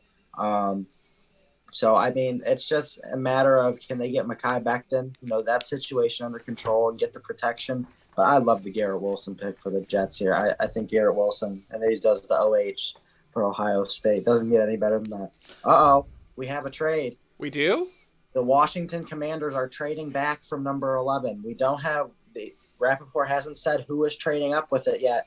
Could this possibly be a quarterback right here? Jeff, I know you're sitting over there. You're wondering who is it? I don't know. I'm waiting to see. I'm updating Twitter right now. I don't know. So I will break it as soon as I get it. All right, Updating the Elon. Well, here we go real quick. I do want to talk about Garrett Wilson as you a little bit. I want to elaborate more of what you said. I will break it. I'm sorry, Jeff. The New Orleans Saints have Oh, traded up to number 11 right here with the Washington Commanders. So the New Orleans Saints are on the clock right now. Is this Malik Willis? oh boy, oh boy, oh Is this boy. Malik Willis, or is this saying, okay, the wide receivers are going, we need to go grab one? Could this possibly be Chris Olave? Could this be Malik Willis? Could this be Jamison Williams? Do you think that one wide receiver coming off the board is enough for them to go, bang, we have to go get it? Well, there's 2 wide receivers that's come off. Yeah, 2 wide receivers come off the board the last 3 picks here. And again, they acquired an additional pick, so now they had 16 and 19. So now it's gonna be. So what do we know? So you said they traded back to number 19. Is that what you said? Or do we not know yet? It is definitely New Orleans. We know that much. It's 16. Okay, so the 16th pick. So now if you look at it, now you have 11 and 19 there. So you still have an opportunity to go. You could get yourself a wide receiver. Maybe they decide to go with a Kyle Hamilton. That might be interesting as well. Look at some of the other needs. Wide receiver. This could very well be Jamison Williams. There's still an offensive tackle need, but I thought that would have been more of a value at pick number 16, not at pick number 11. It's weird to jump into just outside of the top 10 to go get this person. So it has to be a reaction to Garrett Wilson coming off the board here. Maybe It has to be a receiver, right? Sorry. No, you're good. I don't think This is tough. I don't think you jump up 5 spots for Malik Willis because I think you were going to be able to get him at 16. A lot of people have said that the quarterback position isn't that deep this year and that it's not as desirable as it has been in years past. So you're not going to want to jump in here for that. But I do think that, by the way, is, and I don't want to spoil anything from your mock draft there, Hunter, but you and I are on the same page here with Desmond Ridder at the end of this draft at pick number 32. I really do think somebody's going to jump too far on Ridder and put him in the first round. Yeah, I mean, this is just, this is fun. This is very fun. This is when it gets Saints really exciting. The Saints are trading the 16th pick, a 3rd and a 4th rounder to Washington for just the 11th pick. So we will see. And real quick, talking about some of the previous draft history of the Saints as well. Remember, they went with Peyton Turner last year, who did not play much at all last. Yeah, the Saints did trade up with the Washington Commanders. So the Washington Commanders fans still have to wait for the first Commanders pick officially in history. Yeah, pretty much here. But I'm very interested to see who in the hell they go with. Do they decide to do they trade up and try to replace what Teron Armstead gave them for a while? They did get Jameis Winston back on a 2-year deal? Do they feel like, what are they going to give him a wide receiver? They did add Marcus May, but you also lost Marcus Williams and Malcolm Jenkins. So is this where possible Kyle Hamilton there? Chris Olave. Zach Wilson just tweeted, "What's better than one Wilson? 2 Wilsons. Let's go." In regards, that's awesome. Well, you got that Wilson to Wilson connection there in the Meadowlands. Jets fans will be saying, "Who got the ball? Wilson. Who threw the ball? Wilson." It's like a Home Improvement episode or something over there. Home Improvement episode. Oh man, yeah. I mean, this is. I love trade ups. I love it. Yeah, and trades are always fun. There's that element of surprise that you just don't know, because even when you know the list of teams, you can figure out kind of where things are going to fall. This is that monkey wrench into the plan that changes everything, and now perhaps we're going to see a little more activity out of this draft because the general managers are going, okay, now it's time to put on our big boy pants. Yeah, I can't, if I'm in drafting within the next 5 picks, I am not comfortable right now because I have a feeling that it's going to explode with trades. And we talked about this just a few minutes ago, that we said that after the top 10, that was when the trades were going to start. And here we are, the first trade of the night at pick number 11, the New Orleans Saints. The pick is in for New Orleans, it appears. So we're getting ready to get that pick announced, and this is fun. I mean, who do we think? We're at last pick. Real quick, we're at 9:20. It is 9:21 Eastern Standard Time, and we're on the 11th pick. Wow, talking about again getting our cardio in. I have a weird feeling it's going to be Kyle Hamilton. I would not be surprised here. And looking at our mock drafts.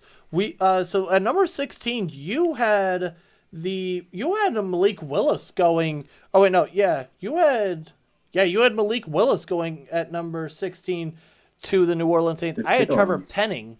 So, but again, Kyle Hamilton, both of whom are still on the board. So, Kyle Hamilton still on the board. You guys had Kyle Hamilton going at number 10. Do you think that this is one of those situations where everybody was like, if he's still there, we're jumping? I think as of recent, people started to really not be as high on Kyle Hamilton. A lot of that has to do with the 40 time, and when we get to him, I'll explain why I think that is a bad idea, and I think he is going to make teams pay. But again, I'm going to be very intrigued to see if it's a wide receiver. Do they trade all that up for Jamison Williams, or do they go with, again, the New Orleans Saints being basically the New Orleans Buckeyes and getting yet another Ohio State Buckeye? Or do you possibly look at maybe here they go Kyle Hamilton and maybe think the receiver that they want they could get at 19? That very well could be. And as Tony Gonzalez is I think that's Austin Eckler too. Yeah, that is. Guys. Yeah. A huge trade has just occurred. The Minnesota Vikings have traded the 12th pick to the Detroit Lions. What? Oh, ho, ho, ho. Okay, so I told you guys the trades were going to start coming, and here we go. Everybody get ready to go with this, because if 11 and 12 are gone, it could blow up even bigger. So, but let's first find out my God. Who did the New Orleans Saints trade up to get, and why did it trigger potentially this Lions trade? Well, I don't know, because so the Lions know who. Yes, the Lions know who was picked. So.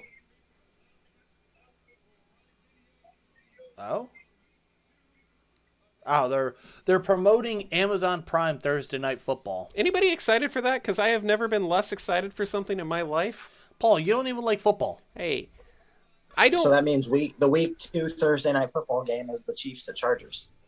Huh. There you go. We have the first official game announced for the 2022 schedule reveal, which will be Thursday, May the 12th. I know Which, that by the the Renegade way- Roundtable is going to be covering that. Well, I saw that they're doing it at 8 o'clock. Spoiler, we're not going live at 6 o'clock. We're going live at 8 o'clock. That's not a spoiler. That's you promoting what you're going to be doing. Oh, no. Well, whatever it is, we are going live at 8 So p.m. after Austin Eckler announces his pick, I will announce the terms for the trade. All right, let's oh, get to boy. Eck. On Austin Eckler, another one of those guys in fantasy football that won people championships and lost them because there were a couple games where he just fell flat. Our man Jay loves Austin Eckler. I mean to get him a jersey. Oh, boy. It's going to take a while, though. So Okay. they went to the podium to hype up that one game and then went back away. We're still waiting on the New Orleans Saints real pick. quick. Let's get this. Real quick, Minnesota has traded 12 and 46 to the Lions for 32, 34, and 66. Ooh, here we that go. also- So the Saints are... That also affects the Cleveland Browns at 44. Chris There we go. Olave. Back-to-back Buckeyes coming off the board. So, back-to-back Ohio State wide receivers going to the into the NFL. And this time going with New Orleans. Also, real quick, I didn't get to mention my my comparison. I want to go back to Garrett Wilson for a second. My pro comp to him was Marvin Harrison. And real quick, getting into Chris Olave, 6 foot, 187 pounds, 65 receptions, 936 yards, 13 touchdowns. He did break the school's all-time record for touchdown passes with 35. He has the second most 100-yard games in school history with 11, only behind David Boston, fifth all-time in school history in yards, third all-time in school in receptions. He was a three-sport athlete in high school, basketball, and also did track. He reminds me of Calvin Ridley, without the gambling. As we always got to mention that out. But yeah, That's how I usually introduce myself. Hi, I'm Paul without the gambling. And it's ironic because we just talked about my comparison to Garrett Wilson being to Marvin Harrison. Calvin Ridley was compared to Marvin Harrison coming out, and they all are superb route runners. They have the route running ability is there. Olave and Ridley are almost identical in build, and Ridley was 6 foot and a half, 189 pounds. The wide receiver, the route running is insane. And one thing he said needs strengthening. I do think he needs to get a little bit stronger. But I do like the fact that he's a willing blocker. He's a deep threat machine. He has big playability all throughout. He has good hands. And I think he has the chance to be a stud. And if Michael Thomas can come back healthy, Michael Thomas and Chris Olave together, oh boy, oh boy. Speaking of oh boy, the pick is in after the aforementioned trade with the Detroit Lions and the Minnesota Vikings. Who is the pick here at number 12, guys? I think it's got to be Malik Willis. If that is the case, then my God, this is something that, again, we talked about. Hey, Jeff, could you do me a favor real quick? What? Could you press pause on your TV for like 2 seconds and then do it again? Because I was a little behind you again. All right, we're good. All right, cool. Beautiful. All right. But yeah, no, man, it's got to be. Oh, God. And we have another trade. Again? Trades on trades on trades. The Philadelphia Eagles have traded up for number 13 with the Houston Texans. So we have back Which to is back. interesting because to that back. would have been the Cleveland Browns pick had the trade with Deshaun Watson not happened. So this makes you wonder what could have been for the dog pound. Could that have been if Cleveland were in that spot, would they have still made that trade? This is going to be interesting to see the chaos that unfolds in the second half, shall we say, of This the is draft. fun. It's Act And 2 I of the think draft. one of the craziest things here is, man, does Philly trade up for Kyle Hamilton possibly, or does he fall to Baltimore? And again, Kyle Hamilton. the pick is in for Detroit. So they know what is happening here. Yeah. Again, this is feels like another reactionary play. We saw that with Olave coming off the board, or Wilson coming off the board, and then New Orleans jumps up to get Olave, which, by the way, I was going to turn this to you, Hunter. The Ohio State fan base is very, very special in college football. And you guys are dead smack dab in the middle of Ohio. What is the pro feel like? Are there more Browns fans or Bengals fans down there? And more importantly, are there just fans of the players themselves, and no matter where they go? I think I get the feel that there's more Bengals fans down here. That's the feel I've got, especially when the Bengals were, in the Super Bowl and making that playoff run. I mean, it was like we were in Cincinnati down here. The campus was filled with Cincinnati Bengals fans. It was incredible. So I definitely get the feel that I have seen, people like I have a couple friends that are from. I have one that's from Boston. He's a Patriots fan. I have one from Philly that he's an Eagles fan. I even have a couple from New Jersey too, New York, that are Jets and Giants fans. So it's cool to discuss with them and kind of see what they're doing too. But mostly, and just in here, being from Ohio, I think as the pick is in for the Detroit Lions. Yeah. So yeah, Bengals more. What are we thinking here at 12, guys? Are we thinking it's quarterback? It's got to be, right? Oh, I have no idea. I would think quarterback. I can't imagine you're jumping up for anything else right now. Let's see. Oh boy. Here we go. It is the wide receiver, the third consecutive wide receiver off the board, Jamison Williams from Alabama. Jamison Williams going to the Detroit Lions. Wow. Wow. Not a quarterback there. Do you think you needed to trade up to get him? Oh, yeah, from 32? Absolutely. Oh, yeah, no, absolutely. So me and Hunter are both going to – we're going to sound like fangirls for a second, and I apologize. We don't want it to be that way.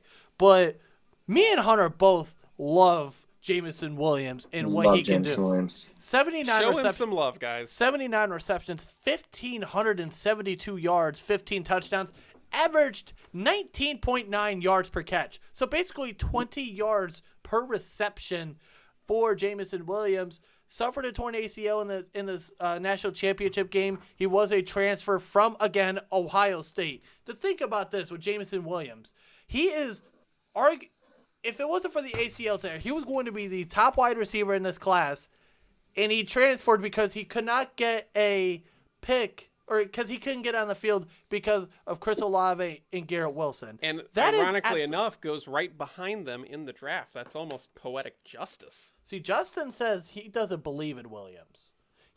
And I have to disagree. I think Jamison Williams is a stud. And I think he's going to be a monster in the NFL. If him and Jared Goff could get some connections together, man, oh man, this is going to be a hell of a pick. But Hunter, I want to get your opinions on this as well.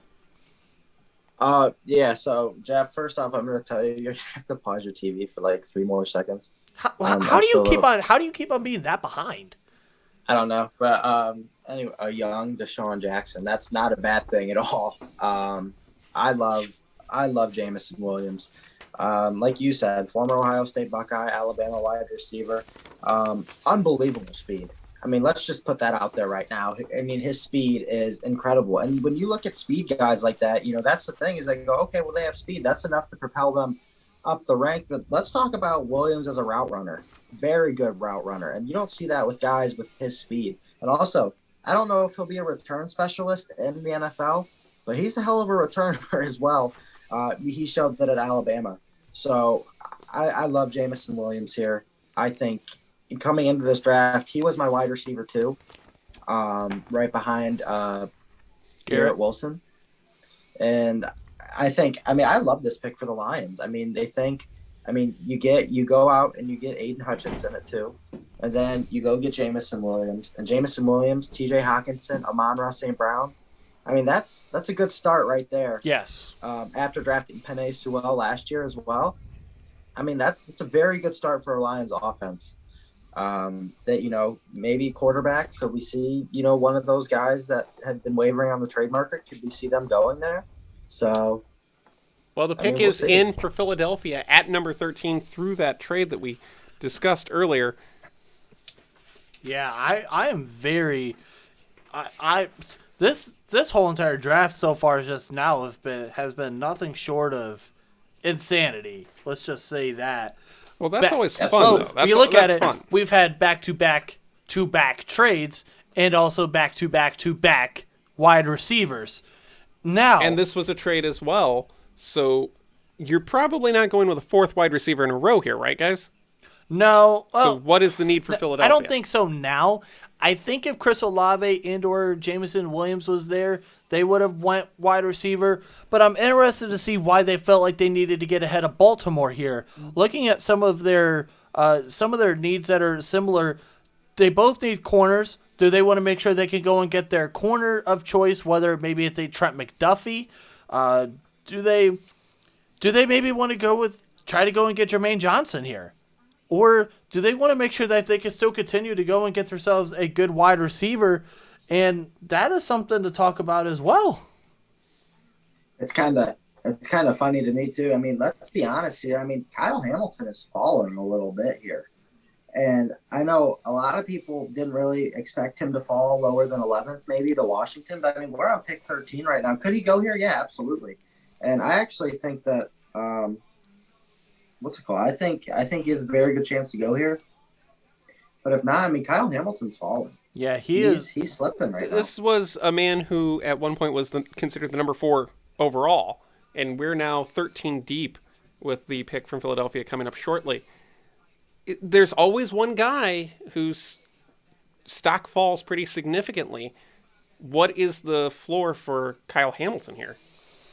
I think I'm going to say he doesn't get past Washington. So pick 16 is where you're saying that this free fall ends 16, for him. yeah. Okay. Yep. Which I'm trying to think now who the Philadelphia. I'm trying to see who I think, because if you look on our original mock draft, I had Trent McDuffie. You had Chris Olave. Olave is now off the board. McDuffie is still an interesting possibility. I think Jermaine Johnson is still a quite possibility as well. I also would not be surprised if maybe they go with a linebacker here. I could see them maybe going. This is again, and you'll keep on hearing me mention this because I think there's a lot of teams that might need linebackers. Maybe they go after a guy like Devin Lloyd from Utah or a Nakobe Dean. So you have those in your back pocket to talk about as well. Is this again for a pass rusher? We don't know. And that's something that we need to discuss when it comes to this as well. 3 straight trades here in round 1 of the 2022 NFL Draft.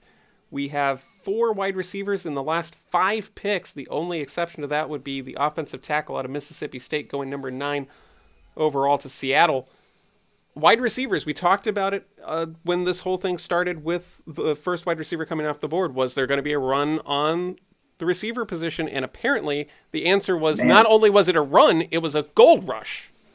Yeah, 4 of the last 5 picks have been wide receivers, and the top 4 go off the board. And London, Wilson, Olave, and Williams. And wow, I mean, this is incredible. I mean, it just shows how highly valued they are. And maybe you can see teams trading up even further. A team like Green Bay, a team like Dallas, a team like Arizona possibly trying to trade up to get one of these receivers. Because at the rate they're going, there ain't going to be many left by the time they pick. Keep in mind, Kansas City has that back-to-back at 29-30. You could package that and go a little bit further up the ladder. Who doesn't want to make their pick right now that might want to drop back a little bit? I mean, I think that's also the Kansas City would be a possibility for a team that is not in the first round to maybe want to come back up, or a team that has already made their pick and they want to get back into it. But again, with Philadelphia, I'm just trying to think of who they would be trying to trade up a couple spots for, pretty much ahead of Baltimore. Part of me wants to believe that this could be Trent McDuffie here. So the Texans received the 15th pick. They swapped first-round picks. They got a 4th-round pick and 2 5th-rounders in this year's class. So that's what they gave up. And it's literally that draft capital that we talk about, where you have the ability to get those picks. Some teams value picks like they are the closest thing to platinum you're ever going to have. Steelers. And then there are teams out there that say, screw them. I can pay a player who's going to do the same thing. Oh, here and we perhaps go. better. And Howie Roseman is not exactly beloved in the city of brotherly love. So. Now, again, they've went back-to-back wide receivers the last 2 picks as well. They did get Andre Dillard, did not have a pick in 2018, and went with Derek Barnett, who they just re-signed to an extension. So we're going to see who they take here, why they decided to trade up here. It's worth noting nobody has mentioned any trades with Baltimore at the 14th position, so it looks like they're going to pick as scheduled. Oh, Lordy.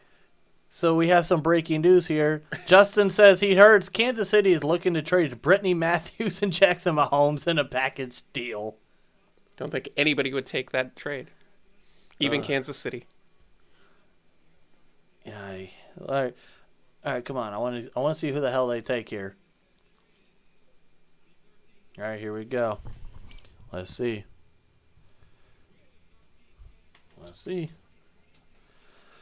Oh, boy.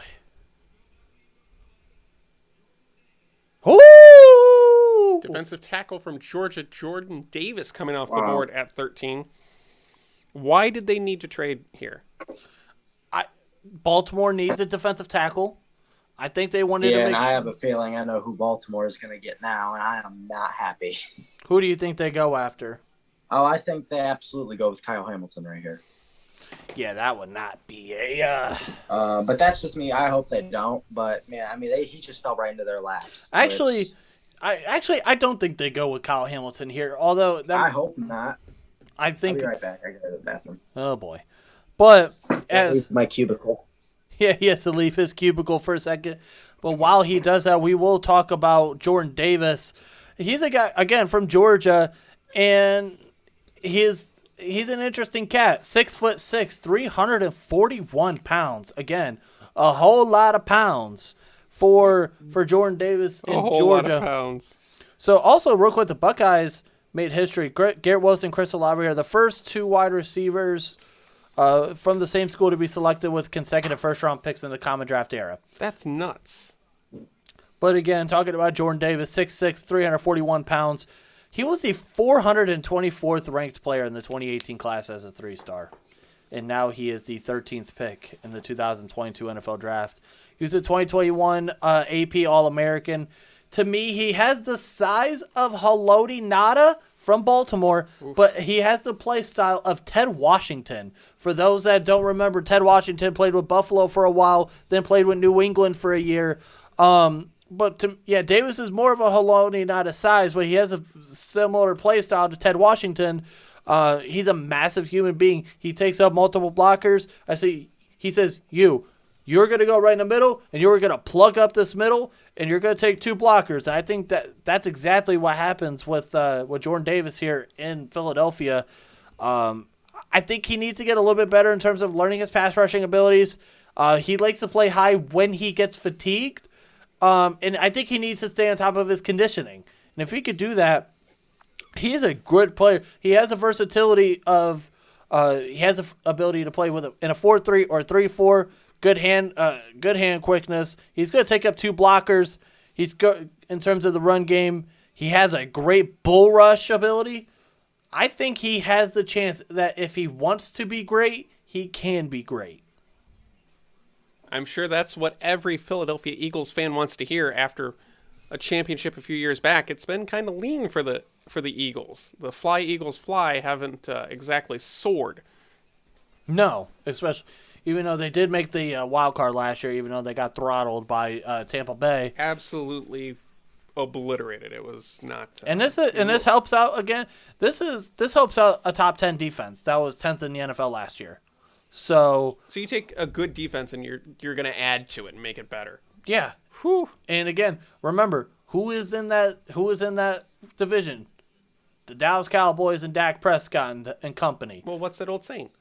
Offense wins games, defense wins Well, championships. also I think as well, quarterbacks always talk about how the pressure that annoys them the most is not the outside pressure, but it's pressure that's coming right up in their face. So what do you do as the pick is in for Baltimore?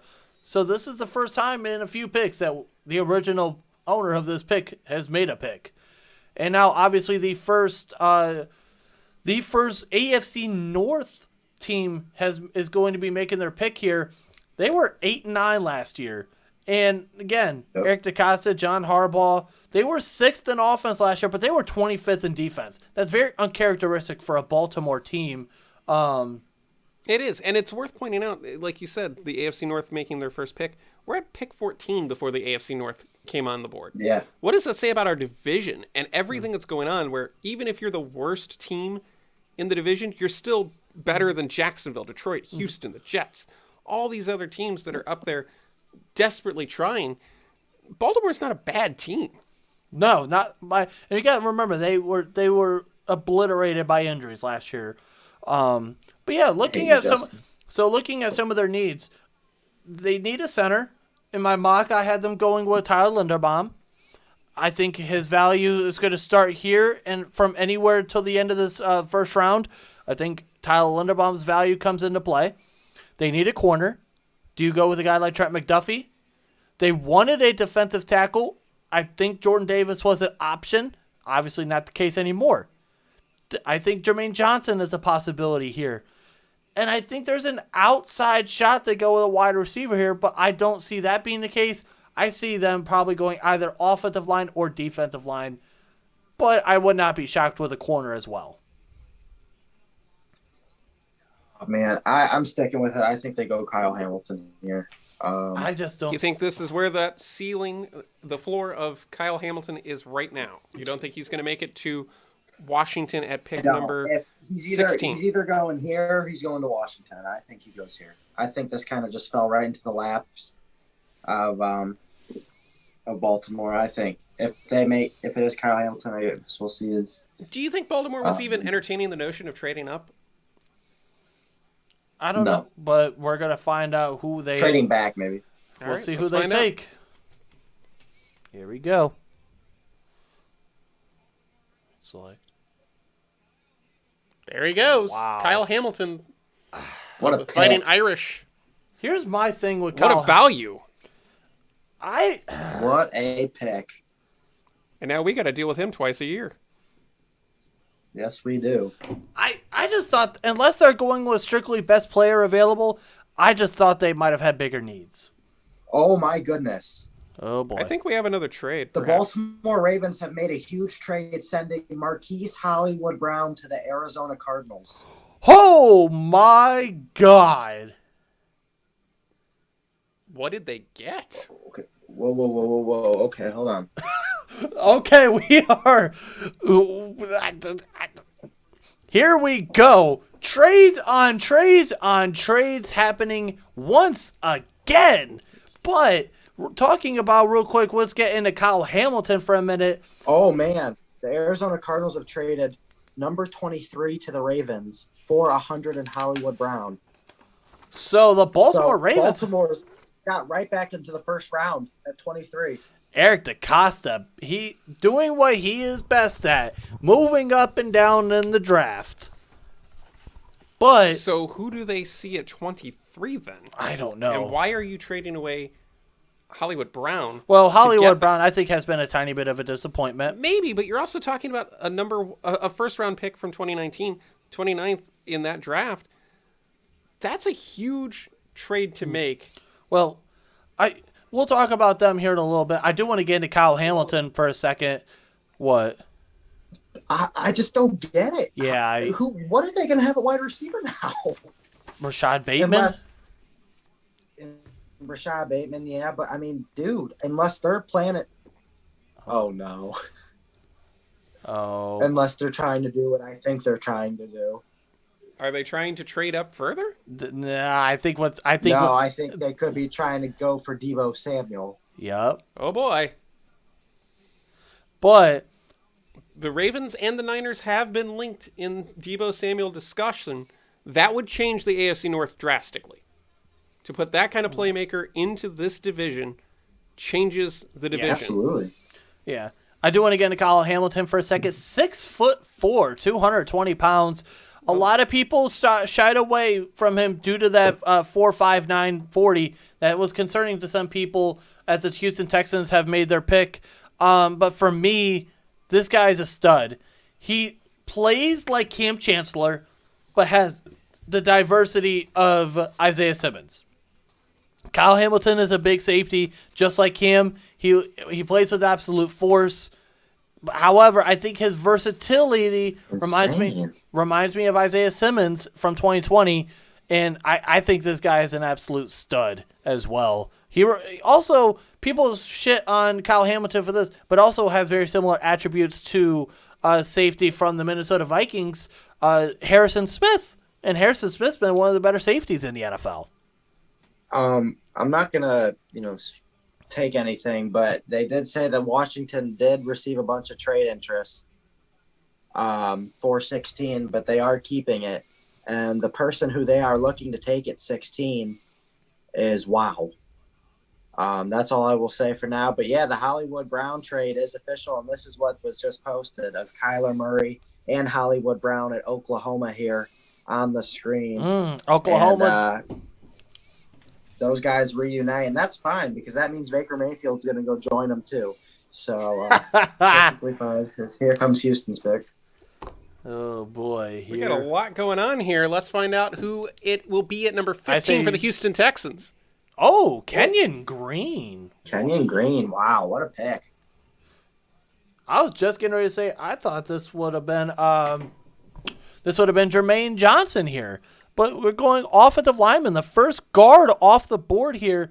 And this was an interesting part because Kenyon Green was a guy that some people thought may have not even been out of the first round. And so this is a very interesting pick here. 6'4", 323 pounds, 2021 AP All-American, All-SEC team, first team. He was a team captain. He was the 34th ranked player in the 2019 class as a 4-star. He did come out as a tackle. And he says he models his game after Quentin Nelson and Trent Williams. But to me, he kind of reminds me of Richie Incognito. Both have similar builds. They're 6'3", 320-ish pounds. Both they're stocky, and both are nasty and physical. I think overall, Green is going to have to fix some of his bad habits in the penalties because he has issues with penalties, with holding. But he has good upside, good knees. He has good bend at the knees. He's light on his feet, but he has a thick build, and he's athletic. And this is, again, an interesting pick for the Houston Texans. I'm going to say this real quick. It said with trading up to pick 23, hopping back into the first round for Baltimore, they are trying to get Treylon Burks there at 23. Which is something I did think of as well as the Washington Commanders pick is officially in. Washington Commanders pick is in. This will be the first official pick, by the way, for the newly minted Washington Commanders. If the Commanders pick here, who people are saying that they were targeting, this is going to be an interesting pick. I will say that. So we will have something to discuss. And then actually the Chargers are up next. The Chargers are going to be a good pick. I think the Chargers went to Jordan Davis. Yeah, I think so too. I think if you were the Chargers, you might go after Trevor Penning. Now, the way that you are talking, you're almost making me seem like they're going after a quarterback. It is not a quarterback. I will say that. It is not a quarterback. Look at some of their needs. They need a wide receiver. They need a safety.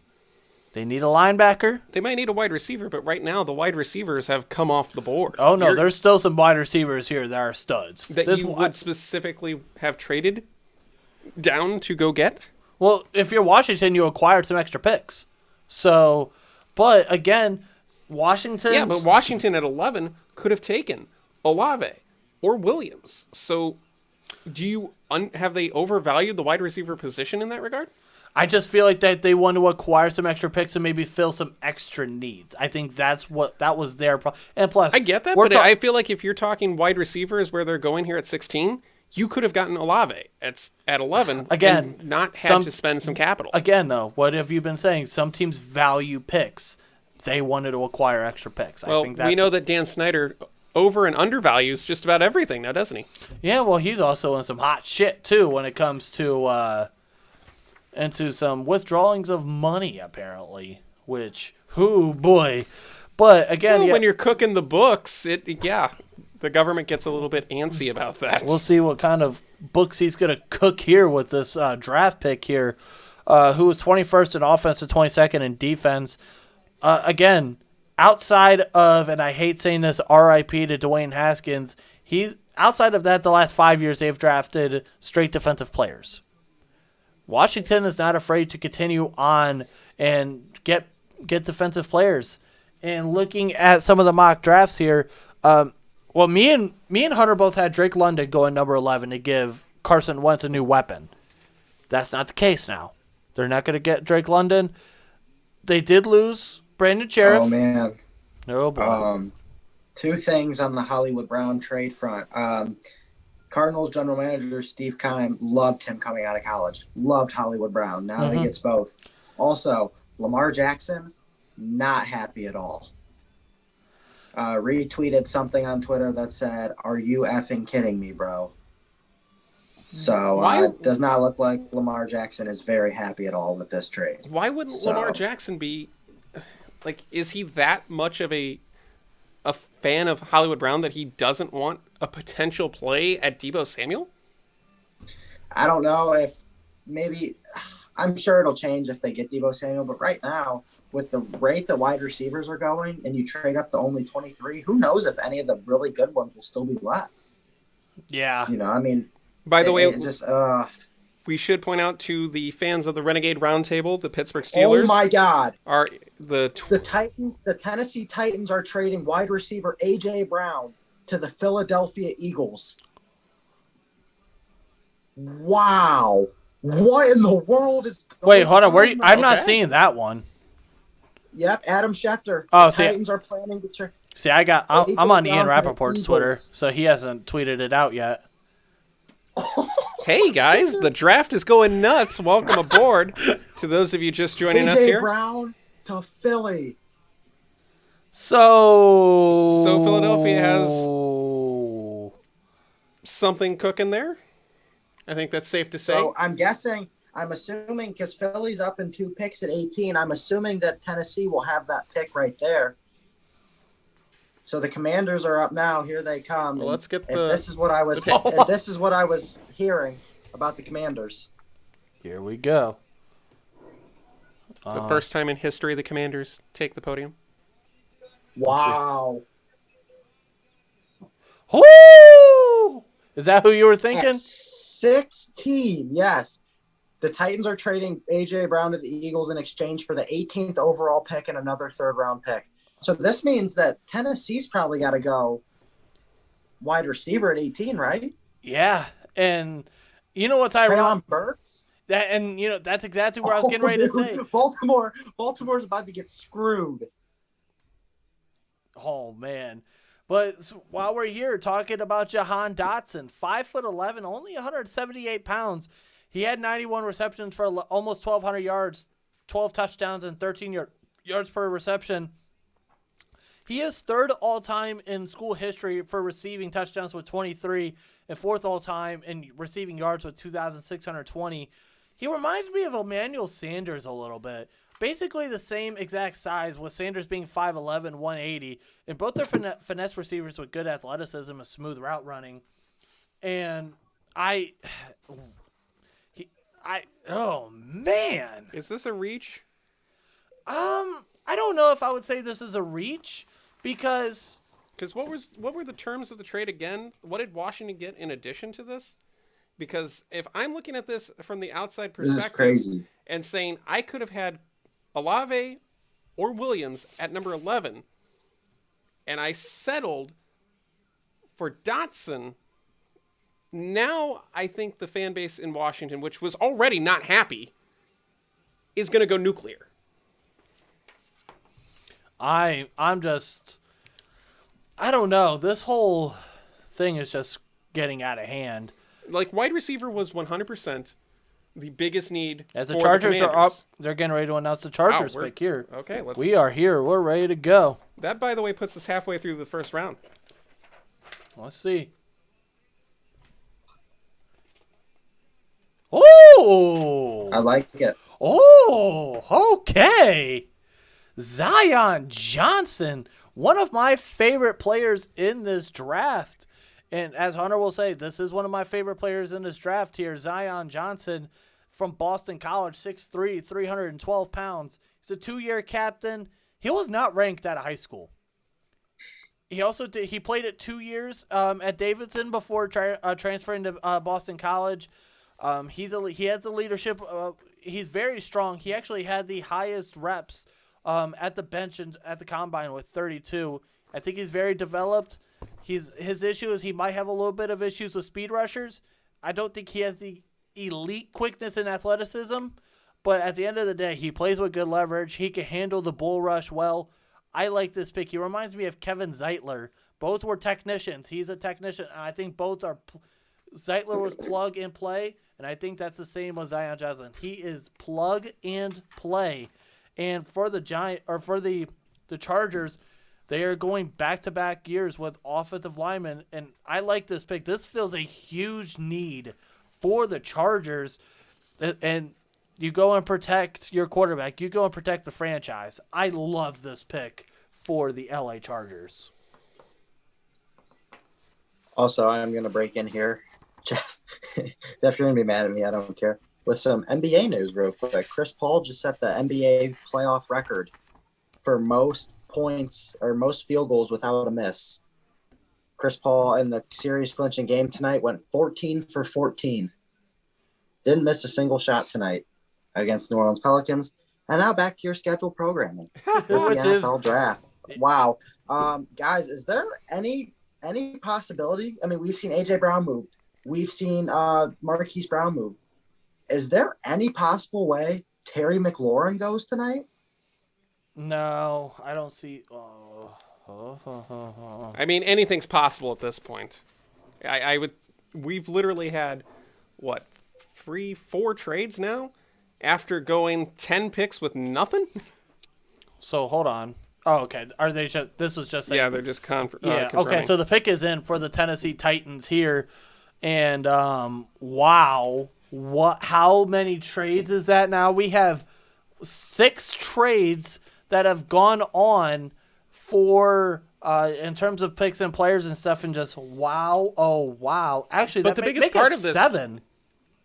The biggest part of this trade, we don't know who it's going to be at 18, obviously, for the Titans, but A.J. Brown to Philadelphia is going to fly under the radar for some people, and it absolutely should not. Yeah. I'm very interested to see what Tennessee was doing because I, in my mock draft, had the Tennessee Titans going with Jahan Dotson. And now that he is off the board, they go with a... But you also had Dotson going off the board at 26, not 16. Titans players are chiming in on the A.J. Brown trade, and they are also not happy. This has just become... You know who else, if you notice, is starting to free fall a little bit is Trevor Penning as well. One of the... You know what the other best part of this is? We're at pick 18 and no quarterbacks have been taken yet. Well, yeah. Oh my goodness. I'm starting to get nervous here. We're a couple picks away. Yes, as we should point out to the fans of the Renegade Roundtable, as I tried to do about 2 picks ago, but that fell through because Roger Goodell is out here with a machine gun firing off draft picks this year, unlike years past where he sits in a recliner and just goes, and give me something in a few days. It's no big deal.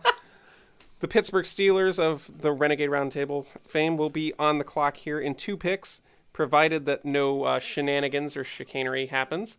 So those of you who are from the 412 Bleed Black and Yellow, you'll want to stay tuned for that, of course. And you'll want to stay tuned to the Renegade Roundtable every Thursday. 6 p.m. You know how it goes. We're getting pretty close to being at halfway to 1,000. So We call that 500. well, we're not at 500, but we're getting close. Are you at 412? We're past that. Oh, you should have had a giveaway for that. Well, see, what happened with that is I literally gained 2 subscribers, like, because I saw that. I was at 410, and then... Oh, wow. Uh-oh. Philly is not wasting any time. A.J. Brown has just got a 4-year extension for $100 million, Holy Moses. and 57 of it is guaranteed. Wow. So here's my question, because a lot of the discussion here since the Deshaun Watson trade happened is that the NFL executives were unhappy with the amount of money that the Browns guaranteed to Deshaun Watson.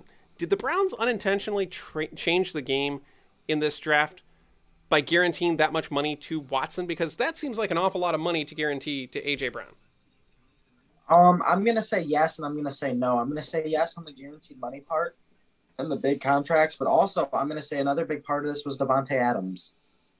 Devontae Adams getting traded from Green Bay to Las Vegas and getting that money and getting the money he got. I think it just totally hit a reboot on the wide receiver market. And that's why we see these wide receivers getting moved as much as they are and getting paid as much as they are. I mean, people don't think wide receivers are as irreplaceable or as replaceable as they were before. Can you imagine being Calvin Johnson sitting there watching this happen now and going, man, I played for Detroit Here for we how go. long? Hold on. So we got an interesting comment from Justin. He said, those executives can kiss my ass. How can they be mad because we paid our guy? Oh, God, I was like, my slippers. Well, a lot of the question has been, is the Baker Mayfield market drying up simply because NFL executives want to punish the Browns for what they've done? You could argue that point. This seems like we're seeing a lot of movement very suddenly and very rapidly, because we're seeing I will be right back. I mean, 4 to 6 trades now in the last hour. When is the last time we've had that much activity at the draft with players specifically involved? We see a lot of picks involved, but we don't usually see big name players moving during the draft, specifically in the first round. It leads you to wonder if Tennessee, what are they going to do here at 18? And then we've still got Baltimore back at 23. They traded Here we back go. in. So the Tennessee Titans pick. Here we right. go. Let's see who they're going for. So here we go.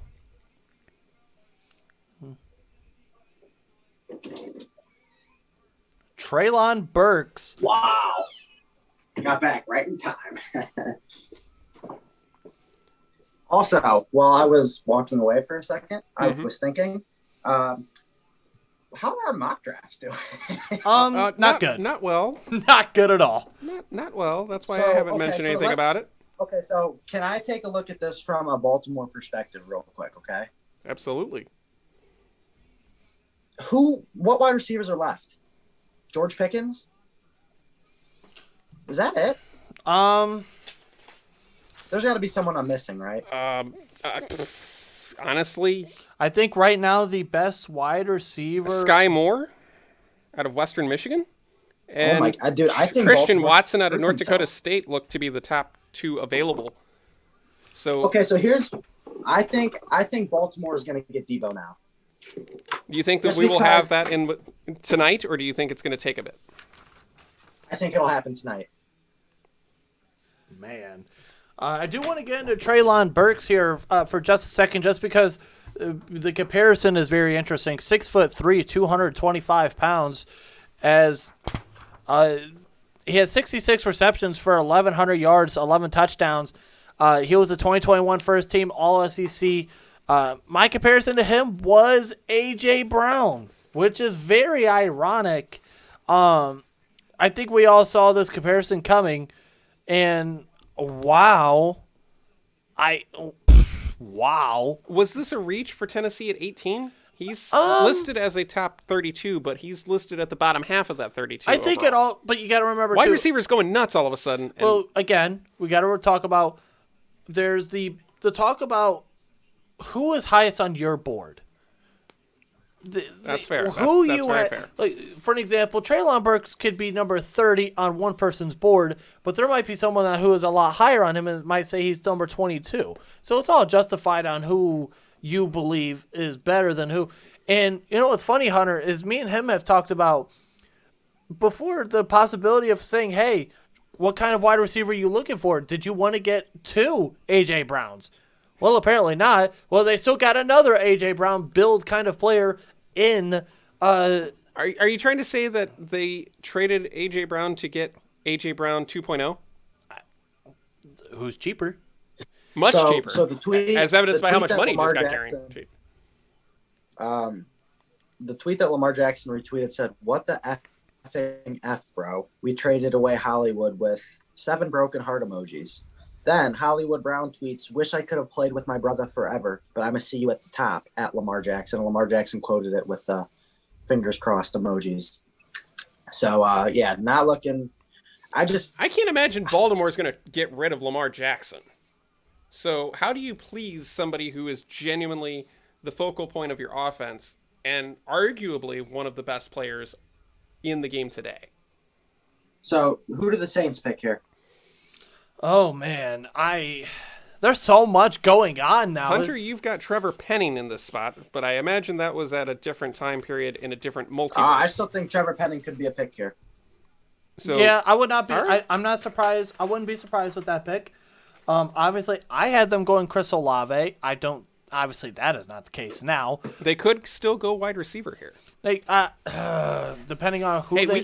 we can't wipe out any wide receiver off the board. I will say this. I do seeing... want to point this out, if you don't mind, Paul. I'm sorry. Absolutely, go for it. I don't think they take a quarterback here. No way. No. Pittsburgh Steelers are about to be up on the clock with all of the quarterbacks sitting right there.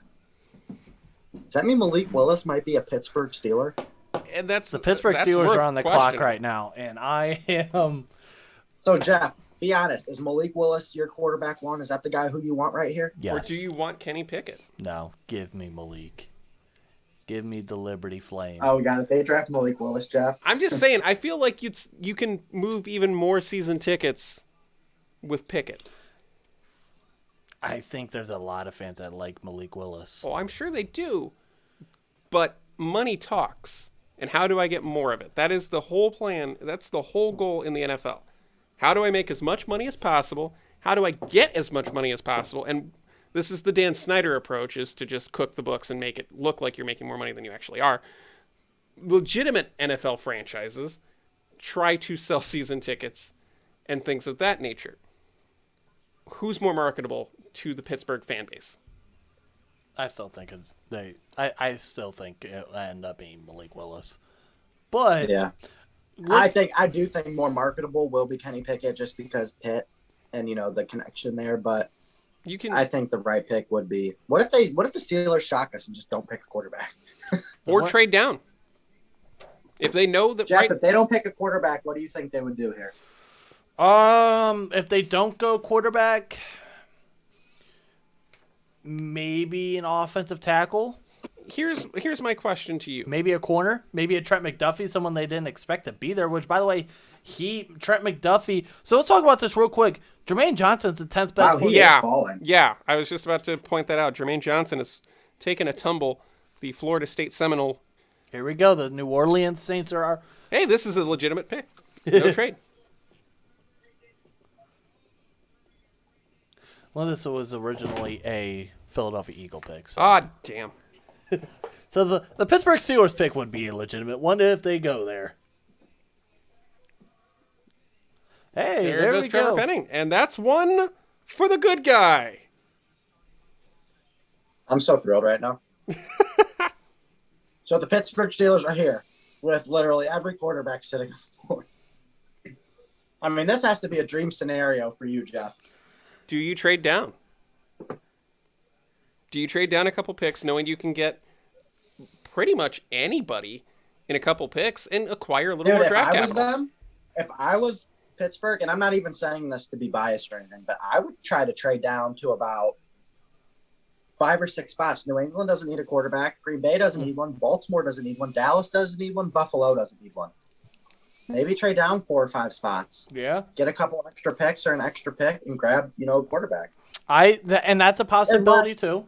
Unless, you're scared of a team trying to trade up, But the thing is, and that's what's interesting about this draft, real quick. And I'm not trying to get a, I do want to give Trevor Penning his proper flowers, but he shouldn't have been picked at 19 because number 20 was Pittsburgh. well, yeah, and we are partially a themed show here, which is the Pittsburgh Steelers. So of course that's going to happen here. But for me, there's not that many teams that need a quarterback. You look at some of the teams, Carolina, you don't have to worry about them trading up. They don't have any capital to get back up in the Did you first call round. it Crapital? Capital? All right, just making sure you said. I might have said capital. I don't know. I wasn't sure if it was intentional or not. I'm like, wait a minute. They don't have the draft capital there. I don't think Seattle's going to try to trade back into the first round to get a quarterback. Atlanta, no, I don't think so. So what teams truly need a quarterback? Let me throw this at you because maybe we're looking at it from a different microscope here, different perspective.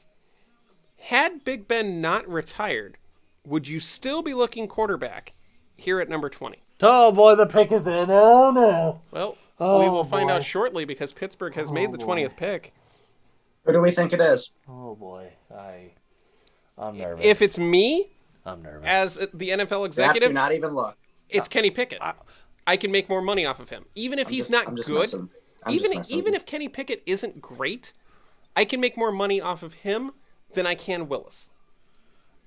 That's fair. That's absolutely fair. The big question mark for Willis is playing at Liberty. You're not playing against the best of the best in the NCAA. And I'm not saying you are at Pitt either, but you're still playing against better players than you would at Liberty. Sorry, Liberty, it's not a knock on you. You're just not where people look for a quarterback. So when was the last time the Steelers took a quarterback? It was Big Ben, right? Yep. Gosh, that's crazy. 2004. Oh, boy. I'm nervous.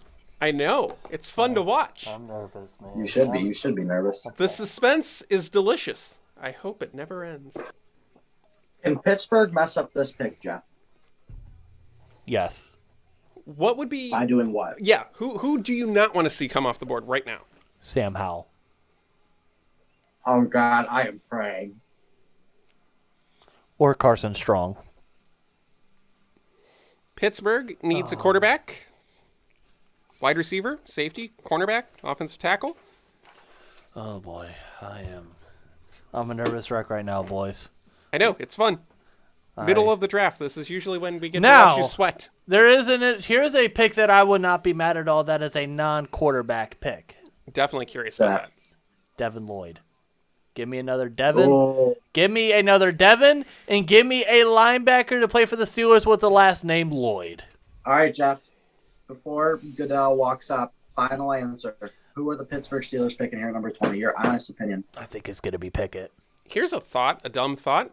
We don't see it happen very often, but a three-team trade that ends up with Baker Mayfield as a Steeler. No, because I don't think they would. I don't think the Browns in any way would try to give. It doesn't have to Do be you a think we three-team see trade. any other big trades tonight? I think there's one more trade in the works. I agree. You've mentioned the Deebo Samuel trade. I think something is going to come. If not during the draft, shortly after, there will be one more trade. Specifically the first round, not the entire draft. We can't afford that. Oh, boy. I am. While my co-host panics, welcome back to the 2022 NFL Draft here on Revolution Radio Live. I'm Paul. That's Jeff, the panicked Steeler fan. What's up, y'all? And joining us live on location from the Ohio State University, our special correspondent Hunter, who, Let's go. by the way, has 4 correct picks on his mock draft as opposed to Jeff's 1. Yeah, my mock draft is not going good at all. Jeff, isn't that crazy that at pick 20, you said you only had 1 pick right? Would you have been stunned? No. Not with how we were hearing this draft is going to be. Pittsburgh was 9-7-1 last year because They forgot that there is a tie rule in the NFL in the regular season. Oh, thanks for letting me know, Paul. I was at that game. You asshole. Which I wish. Can we also note they I suck wish in that the it would playoffs? tie too. I wished for a tie in that game. Franco? It actually happened. Oh, no. Oh, no. Here we go. Oh. Very eager to see who is coming off the board. Oh, no. I'm nervous, boys. Well, here we go. Hey, on the plus side, you know that this is a definite Pittsburgh Franco Steeler. looks happy. This could be the next quarterback for the next 10 years, Hopefully longer. 2 years. Wrong. Anything's possible. Come on. Come on, Steelers. Pickett or Willis, I'm happy. Willis or Pickett, Pickett or Willis, I'm happy. So you would be fine with Kenny Pickett? I would be okay with Pickett. I would be very okay. Hey, Hunter, I think you and I are going to lay out here for the reaction shot. All right, come on. Come on. Stop with the anticipation, damn it. I love Franco. Come on, Frank. Come on. Hurry us up. I can't take this anymore. It's so delicious. Oh, here we go. I'm afraid to go on Twitter right now. I'm not going to. I wouldn't. Here we go. Oh, no. There it is. Hey! Kenny Pickett. Kenny! The Pittsburgh Steelers take Kenny Pick 6. There we go. Kenny freaking Pickett is staying in the state of Pittsburgh. Or he's in the state of... In the state of Pittsburgh, yes. Sorry Listen. to rain on your parade real quick, Jeff. But No, the we're New not. I don't England care what you're saying. Patriots- The New England Patriots have traded out of number 21. Oh, that's a no Shocker. surprise. That's a no surprise. Oh, my God. Are you sure? You're going to have to check your source on that. I don't know if that's true or not. There's no way. There's no way that the New England Patriots would trade out of a pick. The New England... Trading? Wait a minute. Bill Belichick knows nothing about trades. He's never made a trade in his life on draft day. I wonder who is trading up. Somebody who wants a quarterback. Because Yeah, I Malik bet it's Willis someone that wants a just quarterback dropped that wants right Malik to you. Willis. But here's the thing, and this is what I was trying to explain to you guys as to why I said Pickett was the pick here at number 20. Hey, pick it. Everything is about money. And I can print up a t-shirt if I'm the Pittsburgh Steelers that has the Pitt logo on one side and the Steelers logo on the other side that says staying home. That will sell more than a Malik Willis jersey will. Because I can sell those at $35 a pop, sell millions of those, and still have a decent quarterback. Uh-oh.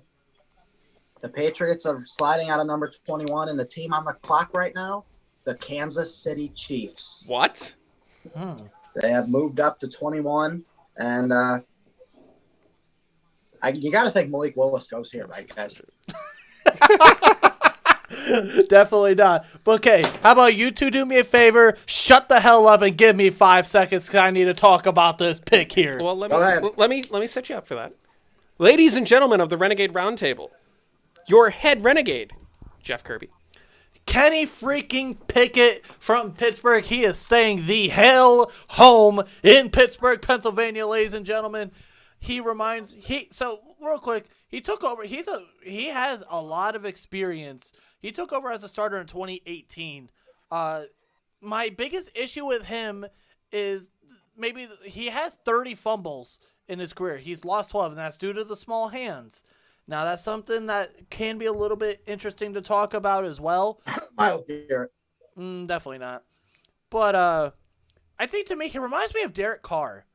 Watching his tape, his arm talent, you really start to see Derek Carr a little bit. From the mobility standpoint, you could see Joe Burrow. I see in terms of mobility as Joe Burrow, but in terms of arm talent as Derek Carr.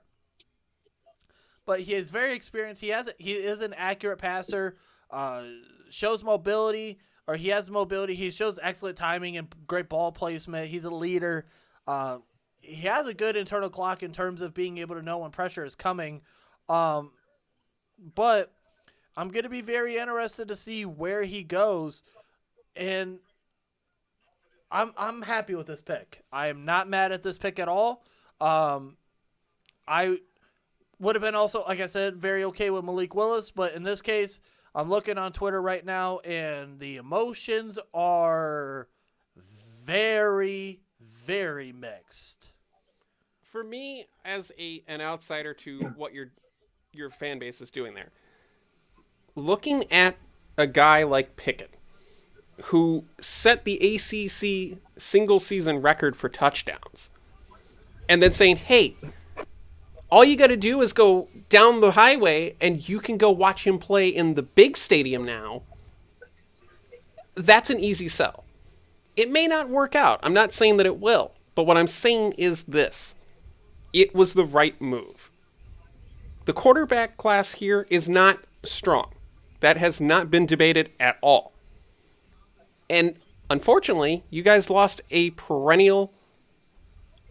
you lost a Hall of Famer in Ben Roethlisberger. Whether you like him or hate him, it's irrelevant. He is going to the Hall of Fame. I'll be there. You have to fix that problem, and you have to fix that problem immediately, and this was the immediate solution to the problem. Can I say this, though? He's not Mason Rudolph. He is not Mason Rudolph. He is not Mason Rudolph. Yeah, because is he gonna start? Wrong. But Mason Rudolph should start for the Steelers. They just put up an interesting graphic there on the screen that I think is worth discussing. Before this, it was the number one pick was a quarterback for the last 4 years. The first quarterback comes off the board at 20. If you had told anybody that scenario was going to happen in any draft, they'd have told you were nuts.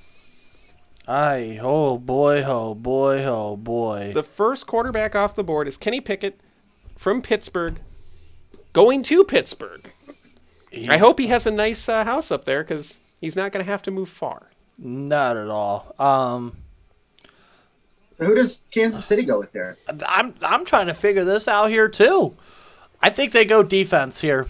Maybe Daxton Hill. It's going to be Jermaine Johnson. That's my pick. Did Kansas City trade number 29 or number 30 or both? I don't know just yet. Okay. I think this ends up being Jermaine Johnson. Wow. Ooh! I like that. I love that pick. I actually do. I love that pick for... I think that explains why you go up and trade for him. None of us expected for him to be there at pick number 21. And wow, oh wow. Most people had him at 14. And again, as they just showed here on the graphic, the comparison to him that he had, I also had as well, was Jair Alexander. So that right there should show that if he can be anything like Jair Alexander, man, oh man, is he going to be good. I love this pickup for Kansas City. I love it. He was a 2021 All Pac-12 first team. He's polished in terms of his technique, very aggressive. He only allowed 16 catches in 2021. He could play press. He could play zone. He has the good recoverability skills. My only issue with him is maybe the size. That might be the only issue that I can knock him on. Overall, I think McDuffie might not have the ideal size, but he's going to be an easy sell to players and teams, especially with a huge need in Kansas City. He has outstanding athleticism. You look at some of the wide receivers in that class, you need to get some corners. That's exactly what you needed, and if you're a Kansas City fan, you should be ecstatic right now. Well, that was their number one need, was cornerback for Kansas City. And you go out and you get a cornerback. Yeah, this was a... And we don't know what the trade is. Oh, and Green Bay's pick is already in at 22. So if you have to go to the bathroom, sorry, guys. Yeah, this is very interesting. Everything is moving very fast because they're in Las Vegas and there's like an after party or something. And it's 10:30 and we're on pick 22. I'm perfectly fine with that. I've been here where it's been midnight, 1 o'clock in the morning. Yeah. And last year. Yeah, last year. That was insane. But yeah, Kansas City, they were 27th in defense. You needed some help there, and that's because on top of that, a wide receiver here. I mean, I would assume they would, but it's just a matter of at this point, what wide receiver? Ooh, Pickens. My issue with Pickens is it seems like a lot of teams are really not high on his attitude and the motivation. Yep, I've heard that too. So, I mean, wide receiver is a possibility. Jermaine Johnson is I think still we on the broke board. Jeff here as he just noticed that Jermaine Johnson's still on the board. Johnson, Man, could Baltimore? Man, Kyle Hamilton and Jermaine Johnson. double dose on defense. Why would you wish that on our division? I'm saying it's a possibility. I'm fine with that. They got rid of Hollywood Brown. What are they going to do at wide receiver now? Oh, They have Rashad Bateman, but their wide receiver too is Devin Duvernay. So what their plan is Lamar Jackson is just going to do everything. He's going to throw the ball to himself as he runs down the field. It's going to look like a Looney Tunes Bugs Bunny cartoon. Like he'll hurl it up there and then he'll run down there and hope that he doesn't get blasted when he catches the ball. I think for me right now, I'm looking at the board. There's Jermaine Johnson, edge rusher is a need. I think the linebacking core. I think you could go linebacker here, maybe a Devin Lloyd or a Nakobe Dean. It's worth pointing out on both of your mocks, you both had wide receivers at this position. Is it too late? I think you're gonna have to get a wide receiver at some point, especially now with Marquez Valdez-Scantling going and Devontae Adams. What wide receiver are they going to choose here? Oh, okay. The Ravens just traded out of 23. Interesting. So they traded for it and then got rid of it. Has that happened before? I don't know, but here we go. Hold on. Wow. Ooh, okay. Quay Walker here. So the first linebacker off the board is not Nakobe Dean. It's not Devin Lloyd. It's Okay, Quay so Walker. Baltimore and Buffalo flipped. So Buffalo moves up 2 to 23. Baltimore moves down to 25, and they get pick 130. Okay. So I do want to talk about here Quay Walker for just a minute. 6'4", 241 pounds, 67 total tackles. He is a one-year starter. He's quick. I think he plays faster than that 4.5 240 that he ran. He's sideline to sideline. I think he's a good spy linebacker. I like his versatility. He could play the Mike, the Sam, or the Will. 3 downs. You're going to be able to keep him on the field all 3 downs. I think the biggest issue with him is I think he needs to get better at shedding blocks. And I think he needs to work on his instincts a little bit better. But I think overall, he's going to be a stud pickup for them. And I like this pickup a lot for the Kansas City Chiefs, which, again, fills a need. Is that the third Georgia Bulldog to come off the board? It is. Keep an eye on them Bulldogs. Which, again, I mean, they are the reigning defending football champions. So, yeah, the Buffalo Bills on the clock here. So, wow. Oh, wow. So, the 23rd pick has been thrown around quite a lot. Now, you got to discuss who are the Buffalo Bills trading up a couple spots to get here? I'm hoping that the Bills take maybe George Pickens and hope Dallas takes Jermaine Johnson and leaves Baltimore just nobody. So you're literally... I don't know, man. That sounds like a Madden trade. That literally sounds like a co-op Madden franchise trade right there. Is that something that... Are NFL executives looking at that? Are they trying to be malicious in their trades? I think they're just trying... I don't think they're trying to play 12 course chess here. I think they're... Is it a happy Andrew coincidence? Filipponi. Oh, boy. Oh, boy. Just tweeted, move over, Joe Burrow. There's a new sheriff in town. Listen, I don't listen to anything. Dude, that I'll tell you right asshat now, says. Cincinnati versus Pittsburgh, the first meeting of the season is going to be the Sunday night football game of the week. You're either putting it on Sunday night or you're putting it on Amazon Prime Thursday night. That is going to be a primetime game because there is going to be a demand to see that game. I don't think so because I don't think there's a guarantee that Kenny Pickett plays week 1. I don't think he plays week 1. And I'm okay so do with you put him in week 4, week 5? You play him when he's ready. If it takes him a whole year, that's fine. If it takes him 8 games, that's fine. I'm not anticipating him playing week 1 or year 1 if he's not ready. I think that's the thing though with all these other quarterbacks. I think maybe outside of Ritter, even though I might be a little bit questionable on him, even with the experience, I would be very okay. And that's why you go and get a guy like Mitch Trubisky as well. But, yeah, just looking at this pick, the Buffalo Bills, they need a corner. That would be Andrew Booth. Maybe an Andrew Booth. Maybe Kyler Gordon. If there was a running back, I didn't think they needed to trade up because they wouldn't have needed to trade up for that.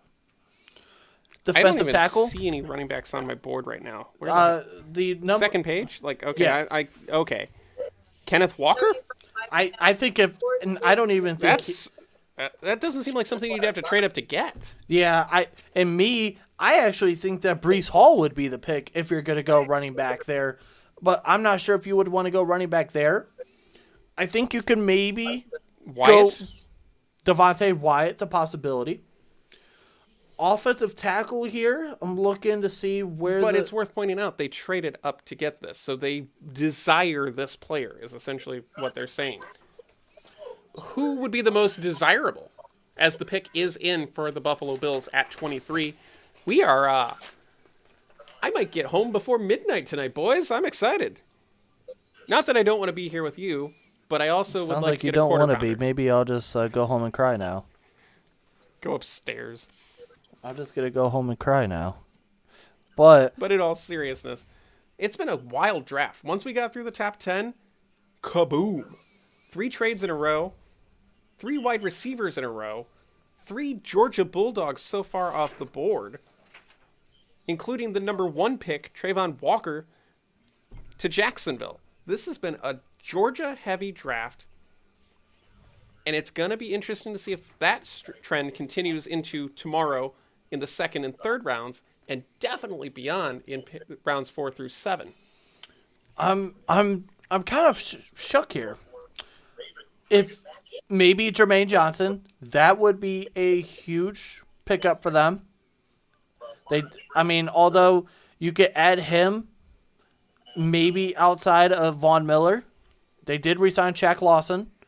But again, if you're trusting your board, number 10, he is the best player available. Number 10 overall. I'm very shook to see who they go with. I don't think it's a tight end because they wouldn't have had to trade up for that. No, we haven't even talked about a tight end today. Because I don't think a tight end goes in round 1. I think you would be foolish to go with a tight end round 1. Much less trade up to get said tight end when you can easily get that in the 2nd and 3rd round tomorrow. Yeah. So I'm going to be very interested to see who they go with. As we look at the last few first-round picks, Gregory Rousseau, defensive end. I was at the highest on him in 2021. He's been in for them. I think we can all agree Josh Allen was a pretty solid pickup. Yeah, Tremaine Edmonds and Tre'Davious White. So they've had a pretty decent history as of right in the draft. And Buffalo, you could argue, is that championship contender that just needs one more piece to get to the top. Is this the piece? Is Bills Mafia about to be very excited? Let's see who the Buffalo Bills select. Because, my God, we've had so many trades. Here we go.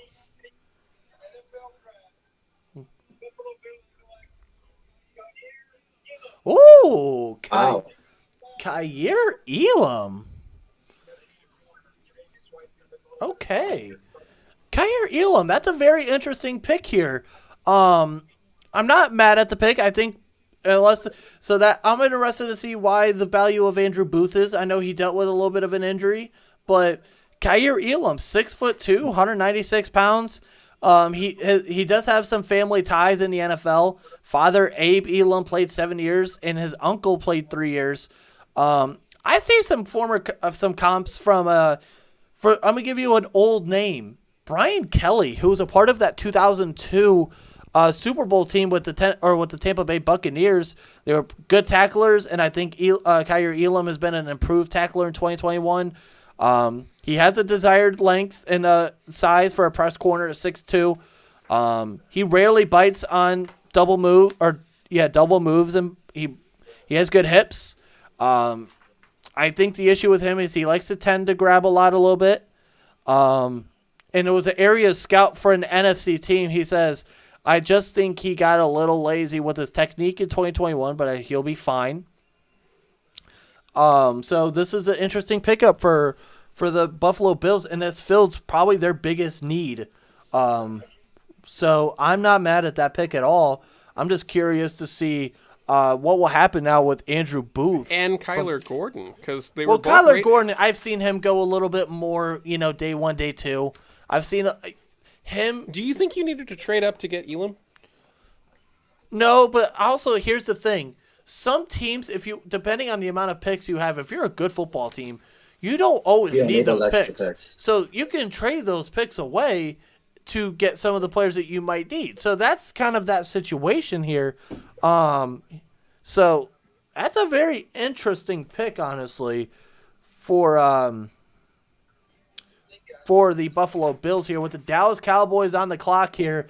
And I'm telling you, there's not a chance in hell that they thought Jermaine Johnson would be on the board here, the best player on the board. And they need they need some defensive line help, and that's exactly what they can get here. I think they wanted to go guard as well, but the top 2 guards are off the board. Wide receiver, this is probably the only team I can see in the first round going after George Pickens. They need an edge rusher. They were the best offense in the NFL, but they were 19th in defense. Why not add to that defense to help out the reigning defensive rookie of the year, Micah Parsons? Micah Parsons is a beast. Micah Parsons was a monster. They did lose a couple wide receivers, but you did re-sign Michael Gallup and you got James Washington. You did re-sign DeMarcus Lawrence to a 3 or $40 million deal. You got linebacker Dante Fowler and re-signed Leighton Vander Esch to a 1-year deal. You got Malik Hooker. So I'm going to be interested to see what they do here. Maybe I'm just a little confused here on what they might be going for if it's not Jermaine Johnson here. So if you're Dallas, you had I had a point I was going to make. Never mind. Both of the players that are on your mock are still there is the biggest thing. Is this a situation where Dallas is thinking maybe take the best player available? Or do they feel the best player available fills a need? So then this should be a no-brainer. Jermaine Johnson. I mean, you would think so, but you never know with Dallas. Yes. So. And it's Jerry Jones, so you never know what the hell. And there's still 3 minutes on the clock, and they're still on the clock. Is this a situation where you trade out? Actually, there was big talks about them really trying to trade up in this draft, but only for a select few players. Apparently, obviously, that means those players are long gone. I would imagine so. I would imagine most of them went in the top 10. I had them going Arnold Ebiketie from Penn State. Hunter has them going George Karlaftis from Purdue. Obviously, there's a guy out there, Jermaine Johnson. He's still on the board. Number 10 overall in this draft. Number 4 pass rusher. And I'm very curious to see what as the pick is in. Was Jermaine Johnson? So, yeah, Dallas's pick is in. Is Jermaine Johnson at the draft? I believe the pick will be Jermaine Johnson, but we will see. And this will be an absolute beast of a pickup for. I kind of hope it's Karlaftis, though, so my mock's right. He is at the draft. All right, so he could come out, get to wear the star, and the whole 9 yards. I'm very interested to see what's going to happen here. Yeah, I so far, this draft has just been absolutely nothing short of insanity. Yeah, they're saying that Marquise Brown getting traded was something that he wanted. So he wanted out? So it kind of looks like Marquise Brown kind of wanted to go. Interesting. So. That's going to be very interesting now. Then why did he send out the tweet that he did? Is he trying to do damage control after? I know. I was kind of because that seems like he was blindsided by it initially. But if he basically said, "I want out," sorry, you don't get to do the whole crying and pouting. Oh, I'm sorry, I'll miss you guys. No, if you want out, get the hell out. That's how I feel about any player who gets paid way more money than they probably should. Well, we're about to find out who the next player who's going to be making millions of dollars will be. For the Dallas Cowboys, as it looks, they're showing a stage, so it looks like there he is. The commissioner, Roger Goodell, is going to be. How about them boys? Let's see. How about them boys?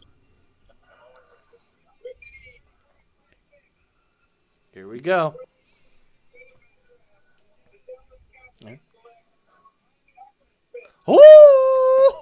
Wow. Tyler Smith. And this was a guy that I'm not sure if I said this on air or not, but I know for a fact, Hunter, you and me talked about, I said, or it might have been when Noah, I said Tyler Smith is an interesting cat to see if he goes for in the first round or not. 6'5", 324 pounds. He was a 2-year starter. Wow. He has the flexibility to play guard or tackle, and I personally think that might be what they do.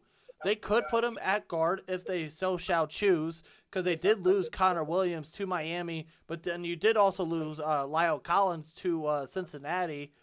So you could maybe kick him over to the right side of that offensive line, or you maybe play him at guard. He reminds me as a tackle of Jason Peters. Very similar build. He's very physical, similar to Peters during his prime, who's a perennial Pro Bowler. He has that kind of upside. I think he's a little raw. I think he needs to develop some patience. Holding could be an issue when he gets beat, but he has 34-inch arms. So he can play with good length. He's a mauler. He has that mean streak to him. Very strong. And he has a ton of upside here. And so this fills a need, but it's a little interesting here. And I'm very curious to see. I'm very curious to hear why Jermaine Johnson is continuing to fall. I'm starting to wonder if there is some sort of health scare that is keeping people away. Well, because we've had this happen in years past. But here's the interesting part: is there was a lot of rumors going on that he could be going at number 3. So he went from potentially going at number 3 to be still sitting there at 25. Yeah, that is a significant floor to ceiling ratio there.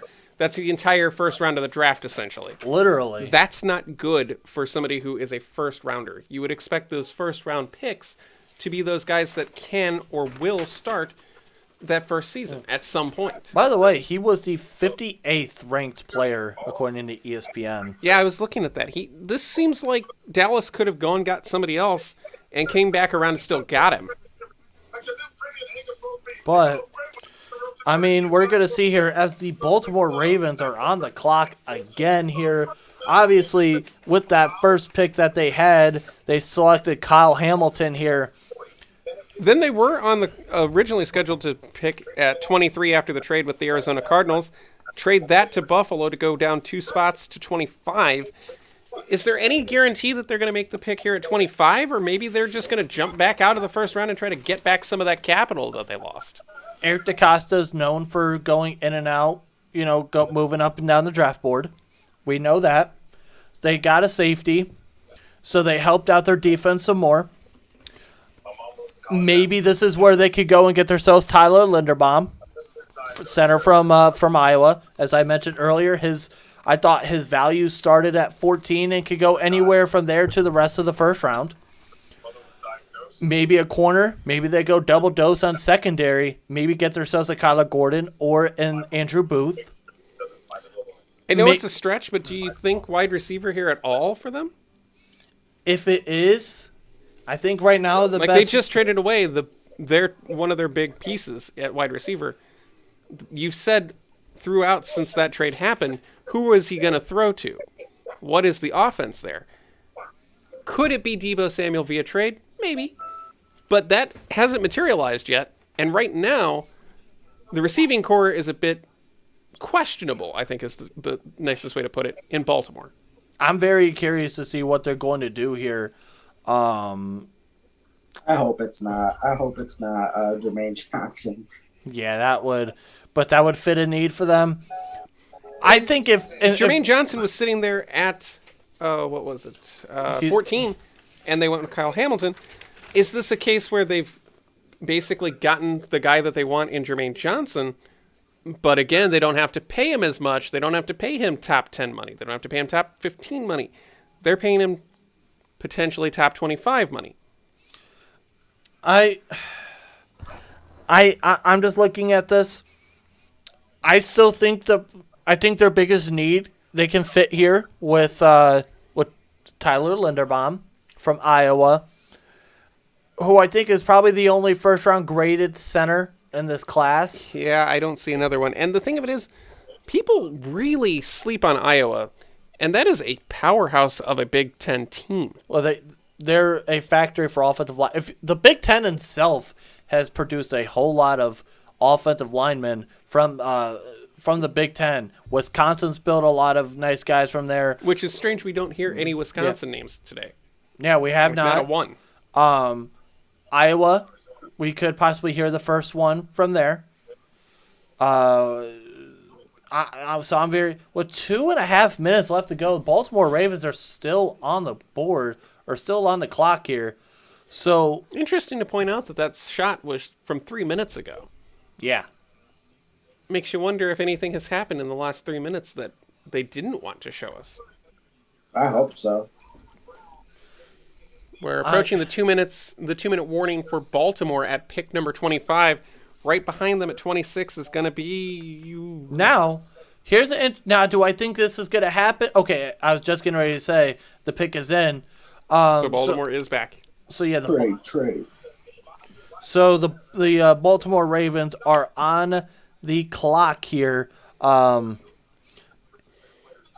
to Las Vegas. Everything that we've seen from that draft area that they've created is very cool. One of the better things that the NFL does for its fan base each year is turn the draft into like the NFL's traveling circus. If you went to draft in years past, like our CEO, chairman, I was there last whatever, year. Oh yeah, day 2. it does seem like that is a destination you want to make a bucket list item. They're going to be in Kansas City next year. I was so excited. And then the year after is in Detroit. You know, Detroit's only 2 hours away from where we're at. Ha ha ha. If you catch my drift. Day 2 in the D. And we're live. I get to finally say that with you when we're actually live. Yeah, I was waiting for you to throw that out there a lot sooner, and you didn't. It's worth pointing out now. Real quick, I do want to stop you real quick because they're showing a graphic here. Lamar Jackson faced the most amount of blitzes last year, at 34% blitz rate. That kind of, if you're me... Well, he has legs. You're going to blitz him to try to get to him faster, right? Seems like defense 101. Go after the speedy guy with more pressure. All right, here we go. The Baltimore Ravens. Big Raj. Come on, Raj. Tell us they messed this up. Here we go. The 25th pick is in for Baltimore. There we go. Okay, yeah.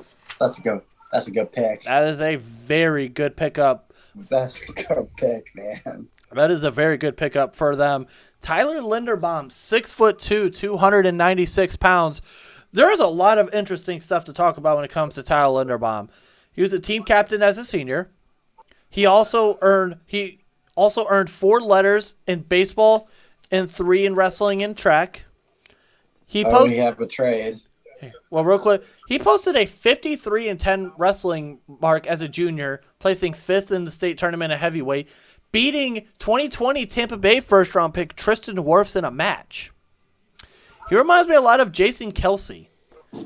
But yeah, go ahead and tell us about this trade here that we're getting ready to hear about. Tennessee has traded the next pick to the New York Jets. Oh, so the New York Jets have 3 first round. They're going with 3 here. That's interesting.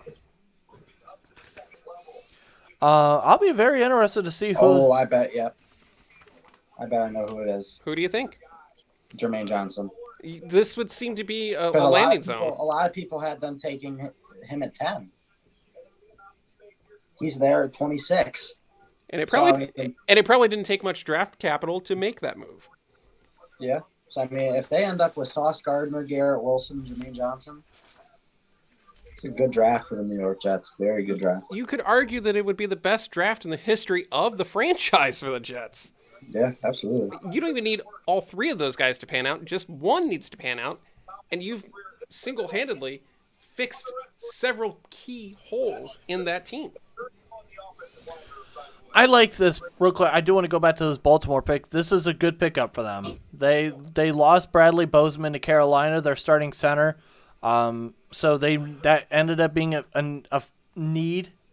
And so obviously now as they're showing with the New York Jets on the clock here, again, with the for the third time, they are on the clock here. And I'm looking to see what... I can't remember the last time a team picked 3 times in the first round. I believe the last time was... Lamar Jackson just tweeted WTF. Maybe not a fan of the Linderbaum pick? I don't know. Well, then, Ty Linderbaum, I would suggest that when you say hike, you step to the right or the left, and you let whoever's coming through just come on through. I would hope that it's a Cleveland Brown, personally, and just let him smash I guarantee you the living daylights out of Lamar Jackson, and then he'll find some more respect for you, I think. So the Tennessee Titans gave up a second-round pick, a third-round pick, and a fifth-round pick. But, yeah, okay. I think the reason why Lamar Jackson tweeted that is because he wanted a wide receiver. Well, the good wide Actually, receivers Justin, no, you were wrong. I think the last time a team had 3 first-round picks was the then Oakland Raiders. That was the Cleveland Farrell, Josh Jacobs, and I believe Jonathan Abram trade or draft. I think that was the last time. It was in 2019. Our first year together doing this. So the Jets have already got the sauce. They got the sauce. Then they went out and said, you know what? We need a Buckeye to complete this mix. And then said, you know what? Our mixture is not complete yet. We've got the sauce. We threw in a Buckeye. What else do we throw into the pot to make this? Yeah, I got what you mean. A Seminole. So they fill a wide receiver need. They fill a corner need. Jermaine Johnson is on the board. That would fill 3 needs that they have. Maybe could this be for Devin Lloyd or Nakobe Dean? And here's a dark horse pick here. Lewis Seen from Georgia would be, or Daxton Hill. I think one of those 2 picks would be an interesting situation there. Daxton Hill seems like he would fill that safety need that they have as well. He has versatility. And Robert Saleh is defensive coordinator, very defensive-minded coach. That would fill a need. Linebacker, again, Devin Lloyd or Nakobe Dean. Edge rusher, you have a guy in Jermaine Johnson that is still on the board that for some odd reason we don't know why he's fallen this hard. So we don't know why. So here's my question. Okay. Does Johnson fall out of the first round at this point? I think he goes here. I think he does. If not, does he go tomorrow and somebody trades up to get him to start round 2? I can honestly see someone trading up into tonight to get him. Okay. So I'm surprised that he slid this far. Who would be a team, if the Jets don't take him here, that would be in play for Jermaine Johnson? I could see Minnesota taking him. Yeah, Minnesota possibly. They're sitting at 32 right now. I think the Tampa Bay Buccaneers is intriguing. That's the next pick. Let's hear what the Jets pick is, though, at 26. Here we go.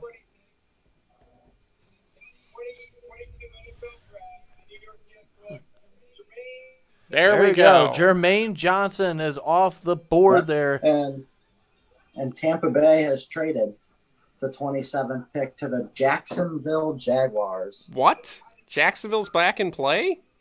So Jacksonville is back up after taking Trayvon Walker at 1. They're up right now. So Jacksonville's making a splash tonight is what it sounds like to me. Yeah, but I do want to give Jermaine Johnson his flowers. 6'5", 254 pounds, had 12 sacks and 19 tackles for loss last year. This 1-year full-time starter. He was a transfer from Georgia.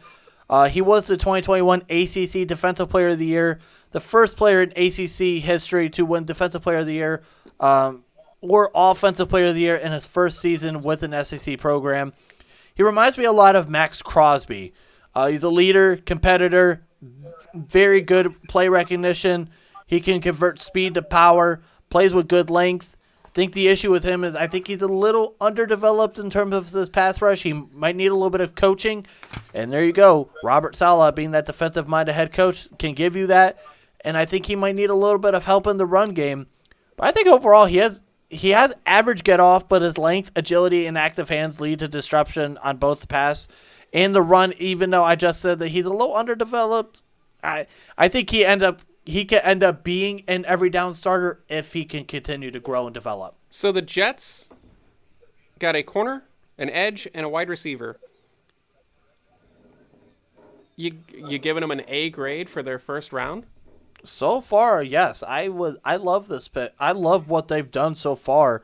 Yeah, you go and get yourself the sauce. You go and get yourself Garrett Wilson, and now you go and get a top pass rusher in this draft at pick number 26. How can you not love? So you're telling me on most people's boards you get the best corner in this draft, on a lot of people's boards the best wide receiver, and now you go and get yourself probably what was it? The third or fourth best defensive end in this class, in the draft class that is heavy on defensive ends, who is rated number 10.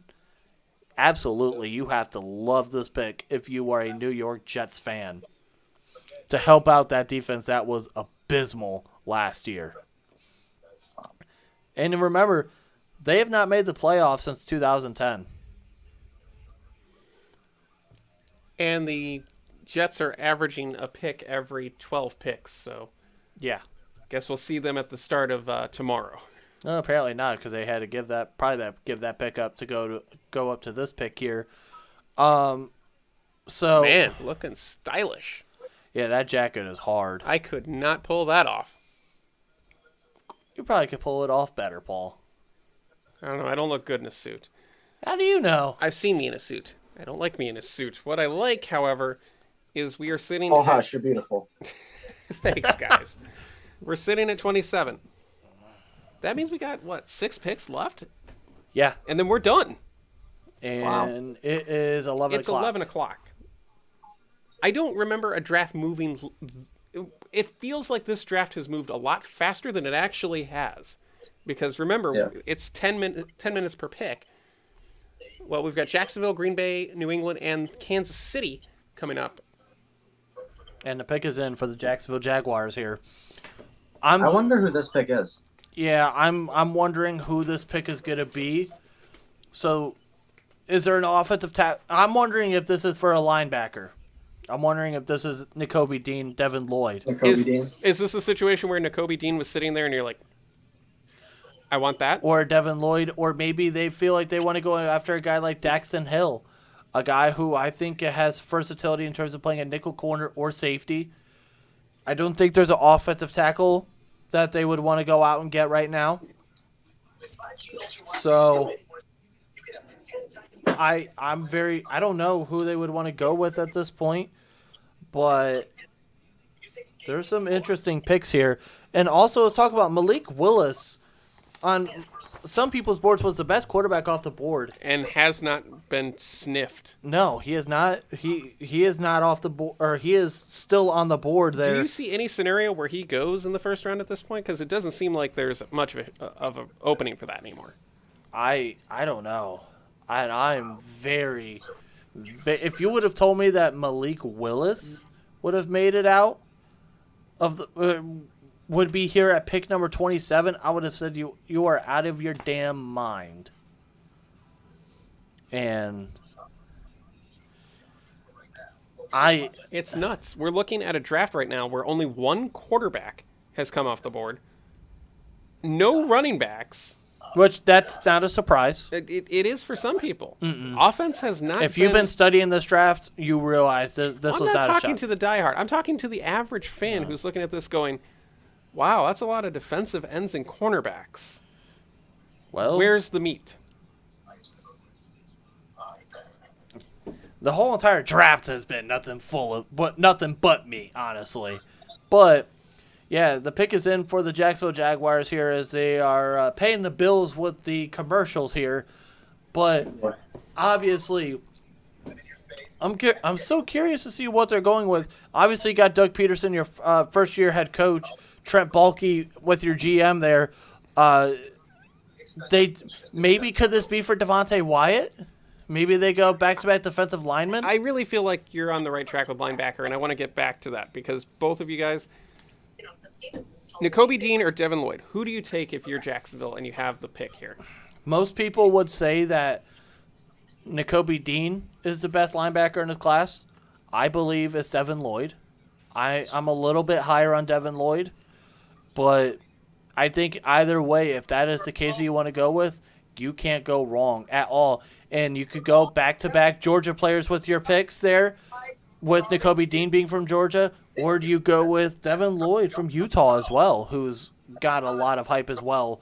Where if you would have told me he could have went number 9 overall to the Seattle Seahawks, and I'd have said, yeah, great, good pick for them.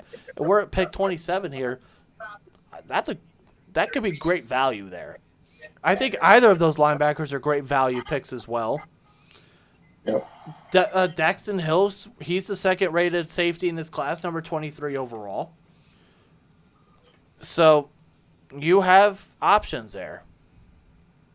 I'm very interested to see what will happen here. I don't know. I think this is kind of an interesting pick. I think it'll be a linebacker as well. Look at just all you saw was just because they're showing the draft tracker presented by Lexus on they were showing it on the NFL Network, and all you just saw was a slew of trade. Like, It's been nuts. 1, 2, 3, 4, 5 minus 20 turnover 6 differential so far? for the Jacksonville Jaguars in 2021, which was worse than the NFL. So that kind of makes you scream you want to go and get some more defense there. And that's an interesting thought to have. I'm going to be very interested to see as they are showing more of the Bellagio. And here we go. And speaking of the Bellagio, here comes Jacksonville's pick, and that means Roger Goodell. Let's see who the commissioner is taking here. We use "the" for Ohio State. Well, here's the commissioner. All right, here we go. Let's see. Devin Lloyd. All right, linebacker coming off the board. Nice pick. As we just talked about a little bit earlier, Devin Lloyd, in my opinion, is the best linebacker in this class here. And this is a pick that I really, really like this for Trent Baalke and for Doug Peterson there. Devin Lloyd, 6'3", 237 pounds, had 110 total tackles, 8 sacks, 4 interceptions, 22 tackles for loss. He's a 2-time Dick Butkus Award finalist in 2020 and 2021. He was an AP All-American, an AP Defensive Player of the Year, and he was a converted safety into a linebacker. And he kind of reminds me of Kenneth Murray from the Chargers, who was just drafted in the first round a couple years ago. He ran a 4.52 40. Murray ran a 4.52 40. Murray and Lloyd have similar builds and have the ability to be better. I think he has the ability to be better than Murray, where in 2020, where he played a full season, had 107 tackles. And I like this guy a lot. He could play in a 4.3 and a 3.4. He has the ideal weight for a linebacker. I think he has the ability to cover linebackers and tight ends as well. He has good range, and he has experience. He's played in 47 games in college. I think the only knock on him is he could tend to be a little flat-footed, and he could be a little bit stiff in hips in coverage. But I like now this he pick. just bear hugged the commissioner and lifted him off the ground. Just imagine what he can do to an NFL receiver. So yeah, this pick I love this pick for the Jacksonville Jaguars. And yeah, there you go. Devin Lloyd, in my opinion, the best linebacker in this class, going number 27 overall to and as they're comparing him to Fred Warner, a little intriguing as well, but I still like Mike with Kenneth Murray. But Hunter, what is your thoughts on this pick? I like the Devin Lloyd pick. Like you said, I thought Devin Lloyd was the best linebacker available coming into this draft. So for Jacksonville to trade back into the first round and get him at 27 after taking Trayvon Walker at 1, I think it's a win for them. I think it's a good pick. I mean, they just boosted their defense quite a bit tonight. You know, Trayvon Walker, they get the edge guy that they wanted. You add Devin Lloyd at linebacker, especially after losing Myles Jack in free agency. So, yeah, I like the Devin Lloyd pick. And getting him at 27, I think, is a big bargain. Yeah, this was a great pickup for them. I love this pick. And obviously now we got to talk about the Green Bay Packers, who are now on the clock here. For the second time in this half of the draft, remember they picked back at 22. Do they go with another Georgia Bulldog here? Maybe. I mean, I think they do. Nakobe Dean is sitting there. You just saw Maybe Lloyd come off the board. Dean. I wouldn't be surprised. Well, no, if because they just Devontae took Wyatt either. They just also remember they took Quay Walker with 22. So. Oh yeah, that's right. So I could see Devontae Wyatt here. yeah, maybe an He's Andrew, kind of sliding. maybe an Andrew Booth or Kyler Andrew Gordon. Booth as well. Yeah, I mean, is there a chance maybe George Pickens or Christian Watson goes here? If it's me, I think I would go out of those bunch. I would be Christian Watkins. well, we've got the pick coming in Yeah, at 28 for Green Bay. The pick is in. Yeah, I think Christian Watkins is an interesting idea. In fact, I had them because I had Kansas City going 20 with Christian Watson at number 29, so that's right around. I'd be in terms of where I thought he would go, right in value there. But yeah, they need a Actually- wide receiver badly. Both of your guys' mock pick are still on the board here. Yeah, I mean, you had Nakobe Dean. I don't think that's going to be the case now, obviously. I went with Boye Mafe. I thought if they wanted to go with an edge rusher there, I thought that might fill a need, and it fits their scheme. I think that's still a possibility, but a gut tells me you cannot give – if you gave Aaron Rodgers that kind of money that you gave him, with you letting go of Marquez Valdes-Scantling and trading away Devontae Adams, I don't think you could come out of this first round without a wide receiver. Well, you had to make the money back somehow. Like, whether you want to admit it or not, that money was not going to just magically appear out of nowhere, and they don't have enough to make that just appear out of They nowhere. said Rodgers is on the Pat McAfee show right now. Right now? I Holy guess apparently, yeah. crap. Oh, boy. That could be a very viral moment depending on how he... Yeah, depending on what happens here. Imagine if he was on during the Jordan Love stuff. Oh, my Holy Moses. Oh my God! But as they're showing some stuff from the Walter Payton Man of the Year, they're showing Andrew Whitworth. Who that man was? That Pretty man sure was. he won the award. Yeah, he was in the league for like 7,892 years. He just now retired, and they're getting ready to show off the Walter Payton Man of the Year. Andrew Whitworth from the reigning, defending Super Bowl champions of the NFL, the Los Angeles Rams. Wow. Even I didn't screw that one up tonight. Let's go to the commissioner. He's the pick in. Yeah, they're going to Holy introduce Andrew Whitworth, who cut the beard to cut off a lot of that gray hair that he had. By the way, only 5 picks remain in the first round now. Yeah. We are in the back half of the draft. We're in the just back. about towards the end of the show. We're in the back 6th of the draft. Yep. I want to put something out there for both of you to think about. I don't want you to respond yet. 4. Winner and loser. Gummy of the, bears. Winner and loser of the draft. 7. And biggest Snickers. value pick and biggest bust of the draft. Oh, Not now, because we're not done yet. And okay. who knows what's about to happen in the next 5 picks. We might have 5 Oh, trades. you said winner, loser, Winner biggest and value loser. pick, biggest bust. Yes. Pretty simple stuff, but I know it'll be complex theories from both of you. So that's the best way to get that information. I'm going to have to look at that for a second and see what I think is a bust. See, he's already thinking about it. Anyone in the AFC North that's not the Steelers? Hey, that means that the Browns don't technically count because we didn't have a pick on that one. No, because you guys still have a first-round pick, so you fucked up. There you go. Now, And I can't wait to hear more from you about Kenny Pickett, because that seems like that's the flagstaff into the ground kind of moment where he's got to be the guy. He is the next man, the heir apparent to Ben Roethlisberger. yeah. That's a tough act to follow.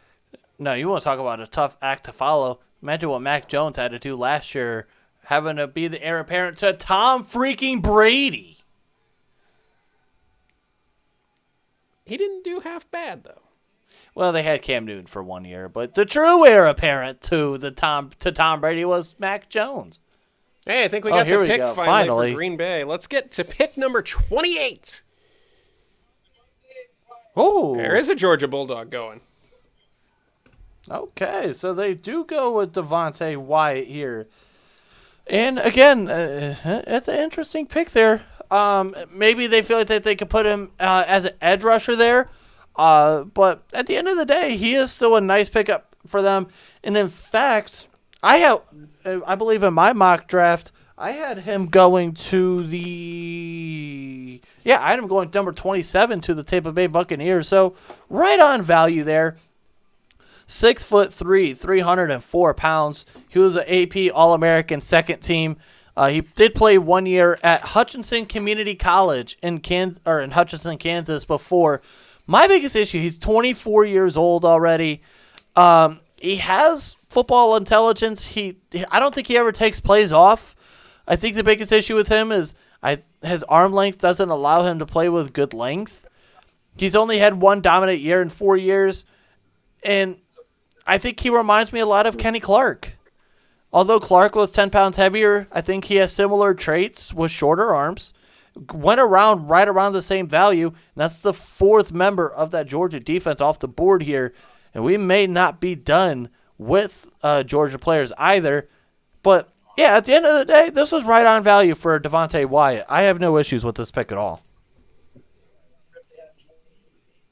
Yeah, I think it's a good pick. I think the Packers kind of got screwed because, all the wide receivers went high.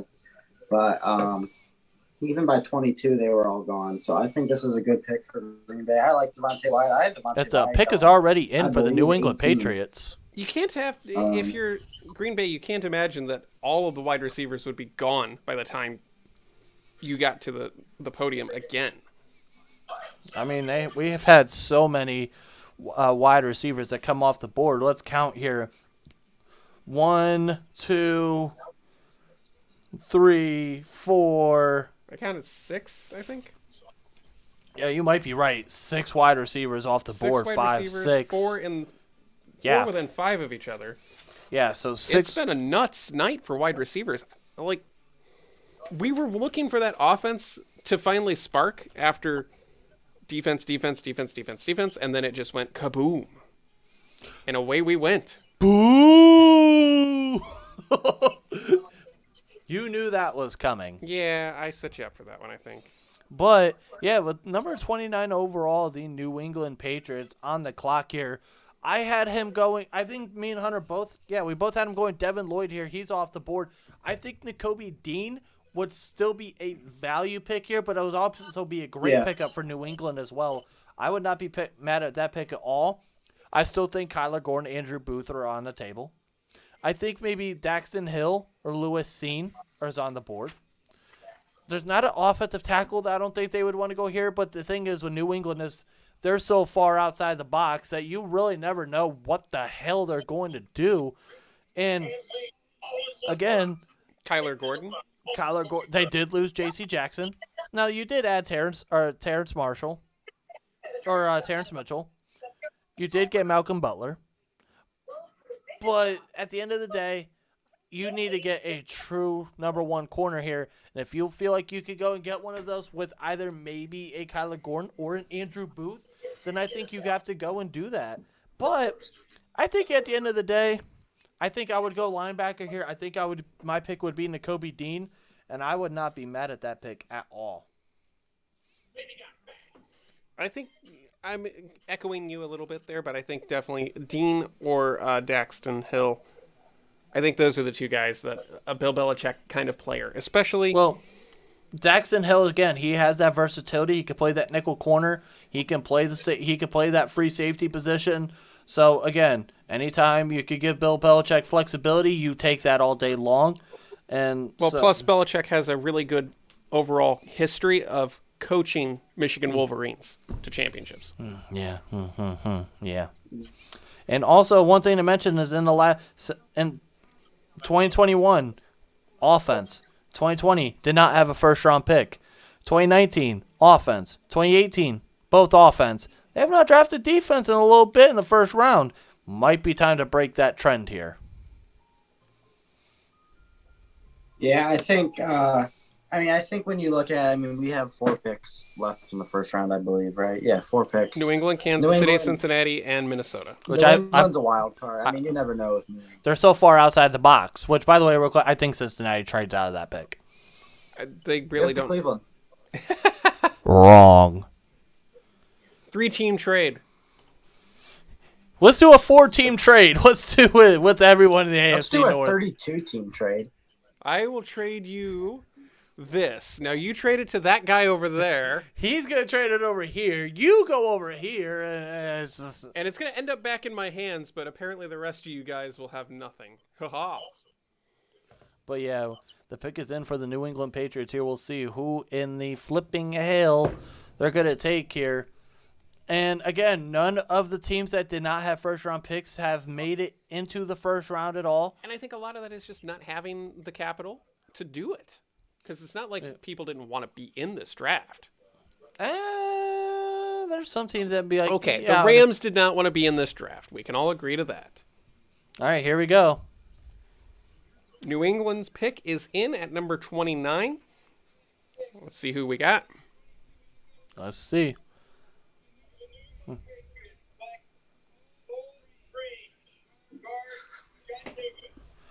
Oh? That was a strange pick.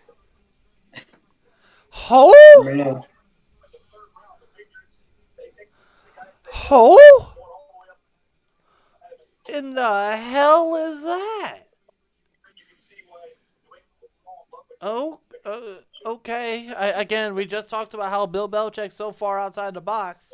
There you go. Cole Strange. Yeah, that was a strange pick. Thank you. I'm proud of that one, too. I'm looking. I don't even see him in my... I don't think he's in the top 20. He's the not top in the, 75 here. So. He is not in the top 75, so wow. That is one of those. That is such a New England pick. That is a Belichick wow. pick. Okay. This sucker is getting paid some money that he probably wasn't expecting to get paid. Yeah, I can't imagine you're going to Chattanooga going, you know what? I'm going to be a first-round pick in the NFL draft. And I'm going to play for the New England Patriots under Bill Belichick, one of the winningest head coaches in the history of the profession. Yeah, Holy moly.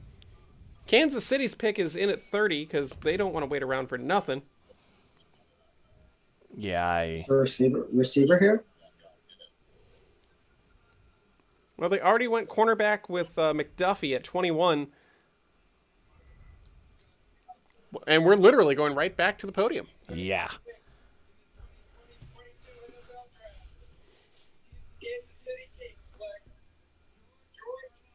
Karlaftis, okay. There you go. Wow. There we freaking go. Hey, I got a pick right. Let's go. No, did you really? Let's go. I got a pick right. He really did. Wow, I can't believe out of all picks you got number 30 right. Hey, the very first year that I remember I got randomly Jerry Tillery right with the Chargers in 2019. But yeah, George Karlaftis, 6'4", 275 pounds. Fun fact, he likes to get triple steak at his Chipotle bowl. So there, you want an interesting stat? There you go. But no, more of that. He's actually from Athens. That is an interesting stat. I will say I did not know that when I Now, started this day. He's so. actually from Athens, Greece. He's a 2-time state champion in shot put, 59th ranked player in the 2019 class as a 4-star. He has an excellent motor, active hands, good closing speed to the quarterback. He's very explosive. He has a good swim move. I think my biggest issue with him, he's not the best in the run game. And can you keep him on the on running downs? I think that's the thing that you're going to want to look into as well. But they needed to add someone outside of Chris Jones to help get to the quarterback here. And he reminds me a lot of Trey Hendrickson. Both players are pretty much identical to each other. Both are gifted pass rushers and both have similar struggles in the run, which caused Hendricks now in 2017 drop to the 3rd round. Obviously, Karlaftis is the 30th overall pick here. But again, fills a need. It seems like it's about where you would expect Karlaftis to go. He had him. ESPN had him at 24th overall. He hits 30. Can't really complain about that, right? Yeah, unlike that strange pick that New England had. But yeah, that's. I can't wait for next year's drop back just to do that joke again. You so. We've got 2 more picks left in the first round of the 2022 NFL Draft. This coverage here on Revolution Radio Live. I'm Paul. That's Jeff. Down somewhere around here is Hunter, who is joining us from the campus of the Ohio State University, home to, 2 Buckeyes that went in the first round tonight in Olave and Wilson. Yeah. With time for 2 more if they so choose, but 2 Buckeyes coming off the board tonight puts the new all-time record for most first-rounders by a college at 87 for Ohio State University. USC is at 84 and Alabama at 76. Hey, by the way, Hunter, that just got me right back in the game because you have 4 right on your mock. I'm at 3. It really did. Who do you have Cincinnati taking in? We both had him take a Zion Johnson. Yeah, your only chance is if something weird goes on with Desmond Ridder at this point. Either that, well, actually, no, I can't because I had Detroit taking Daxton Hill. So. I had Ridder. Who'd you have Minnesota taking at 12? Minnesota, Derek Stingley. Who did I have him taking, Paul? McDuffie. Yeah, McDuffie. It's interesting. It's interesting to note that for Hunter, you got the first 2 right, the 5th one, and then 1920. That's pretty crazy. And 19 and 20, if I'm not mistaken. I didn't get 20 right, did I? No, we both got Pickett. You picked Pickett. I did say Pickett? Wow. For some reason I thought I picked Willis, but I should have made it where it said you took Willis. You actually took Willis in 16 with New Orleans originally. You are right. Yep, good call. So he wasn't your number 1 quarterback off the board. Which I can't believe Malik Willis isn't going to go in Malik the first Willis round. is going to go to the 2nd round and be a very value pick for somebody tomorrow. Who is that going to be? The hell if I know. That 3rd pick in the 2nd round of Tennessee, Malik Willis. You're saying Tennessee tomorrow? No, I think he's just shitting out of his ass with that one. I think it's possible. Maybe Seattle if he falls. I think one of those 2 picks Seattle has in the 2nd round. Is there Maybe they move one of those up? Is there any chance that the Giants? Nah, I don't think so. They just said no to Daniel Johnson. You don't get that 5th year option. You have to earn it. Maybe they have somebody lying in the wings ready to go. And they're early on in the 2nd round tomorrow? Actually, no. You know who I think ends up taking Malik Willis? The New York Giants with the 4th pick in the 2nd round tomorrow. That's literally what I just said. I didn't hear you. The Jets? Or no, the Giants. Oh, I was going to say. Yeah, that's literally what I just said, bro. Come on. I zoned out for a second. As the pick is actually in for Cincinnati, I actually thought that would have been a pick. I apologize. But I actually thought that might have been. Shut up. I actually thought this would have been a trade out scenario for Cincinnati, but there's a lot of people did. But Cincinnati will make the pick. This is their first of the night. It's weird to say first of the night when you've got the Jets and doing a three-peat and Green Bay doing a double-up. Baltimore had 2. Giants had 2 in the first 7 picks. Jets had 2 in the first 10 picks. It's been a nuts night. It's a battle of the haves and the have-nots is really what it is. The haves aren't in the draft. For the most part, the haves are not there. The have-nots are the ones that are in the draft trying to shore up some serious problems.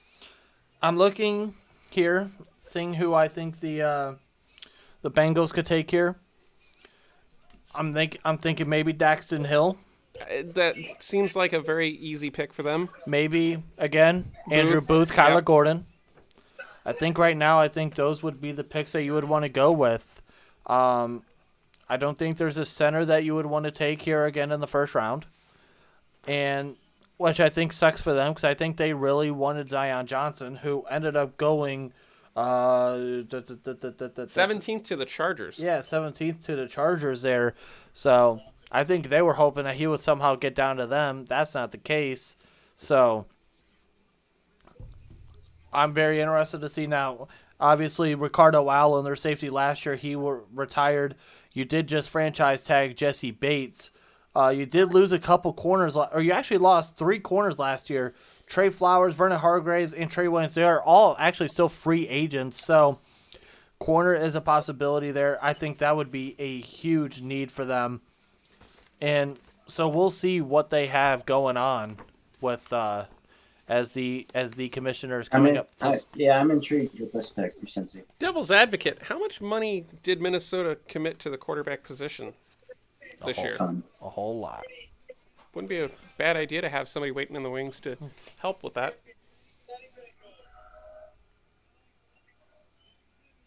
There we There's go. Daxton Hill. That's a nice pick. Are you allowed to say that on the campus of Ohio State University? Like, are you literally allowed to say that? I think so. Yeah, you're by yourself. You're okay right now. You're never. Yeah, until everyone hunts me down, or one of the computer science major, one of the IT majors finds my IP address. But yeah, Daxton Hill, 6 foot, 192 pounds. He had 69 total tackles. Nice. 2 interceptions. Jesus God. Such an ass. No, but he actually has a lot of ties to the NFL. Brother Justice Hill was a running back at Oklahoma State, was drafted in the 4th round by Baltimore Ravens. He's one of the 7,000 running backs that tore their ACL in the preseason last year for Baltimore. He's a 2-time All-American, or 2-time Big Ten academic honoree, actually. 14th ranked player in the 2019 class. He was a 5-star. He was the best safety ranked in this class. He reminds me a lot of Jimmy Ward. Not to interrupt, but the pick is in at number 32 for Wow, the they Minnesota were. Vikings. Yeah, they are quick, fast, and in a hurry here. We're going to be done here in about 10, 15 minutes. Wow. But yeah, I think overall, going back to Daxton Hill for a second, I think Hill might not have the elite size or length, but his versatility package of skills, I think he could be an ideal nickel corner or a safety, and I think he could come in right away. And I'm wondering what this will mean too for Jesse Bates as well, who just got franchise tagged. Yeah, I think Daxton Hill is a nice pick here. I mean, he can do multiple things at the safety position. I mean, he can play a nickel corner. That he's going to be used as a deep safety in Cincinnati, and honestly, I love this pick for the Bengals. I mean, I think all the AFC North teams tonight hit home runs besides Pittsburgh. They suck. So I mean, I didn't have to do anything today. I just showed up. The Browns just showed up. I think the Browns have the best first round pick of all. So Casper? They are giving the Deshaun Watson. skull down there in Minnesota, up there from where we're at in Minnesota. Is this where Booth comes off the board? I think it's a very well possibility. Corner's their biggest need. And to flip that a little bit, who goes after Nakobe Dean tomorrow? Is there a possibility that you could see some trade up at the start of the second round to get Nakobe Dean. This is a There's a significant possibility. value pick waiting for somebody in the second round. I think, but I do want to focus here on the Minnesota Vikings pick here. If they go corner like we're predicting, they're going at the well again to their 3 corners in the last 5, this will be their 3rd corner since 2018. They won Mike Hughes in 2018. He's not there anymore. Jeff Gladney in 2020, he was the 31st pick there. This would be the 32nd pick. They're trying it again with corner. Yeah. I mean, they did re-sign Patrick Peterson to a 1-year deal, but that's not forever. To be fair, if I saw that pattern, I probably wouldn't have gotten the 32nd pick. I probably would have found another way out. Because if they're thinking cornerback at 32, the pattern does not look good for them. Yeah, because they've got 30, 31, 32. So you know what that means? Next year you got to get the 33rd pick. Or no, in 2024, get the 33rd pick and draft a corner. They're hoping they don't have the number 1 pick next year. That's the concern. Jacksonville, back-to-back seasons with the number 1 pick. Do they make it 3 in a row next year? No. Or are they good enough that they're not going to be that bad? I think the Cleveland Browns will end up being the 1st overall pick next year because they're bad. There you go.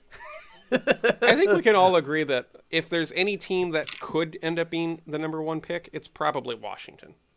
There's just too many question marks and variables. Plus, they might not even have picks in the draft next year. We don't know what kind of penalties are going to be levied against them for their financial. It's going to be the Pittsburgh Steelers. It could be. We don't know what's going to happen with Kenny Pickett at quarterback eventually. He's going to be the GOAT. That's what happens. Oh, my God. So Kirk Cousins signed a 1-year deal, $32 million. Oh, that ended up being an extension. So An extension? Yeah. Okay. Yeah, so he's there for, I think, 3 more years or 4. That's nuts. Yeah, he's... That is pretty crazy. You remember when he was... And everybody thought he was done. And then he ended up in Minnesota and... Well, there was a... So here's the thing. Are they perfect? So no, but in 8-9 is a hell of a lot better than in 0-16. 2017, what the hell does he have on his neck? Oh, that's the medallion I sent him. Yeah. Well, I shot it with an innator so that it would get bigger. Here we go. Here we go. So there we go. Lewis Seen. This is a guy that And scene. has snuck into the first round. He was a guy that had the possibility of being a late first round pick, and he ended up being 6'2", 199 pounds. He had 9 pass breakups, 73 total tackles. He was 3rd team All-American, 1st team All-SEC. He was the national champion or college football national championship game MVP. Had 7 tackles, 1 tackle for loss, and 1 pass breakup. He reminds me a lot of Justin Reed.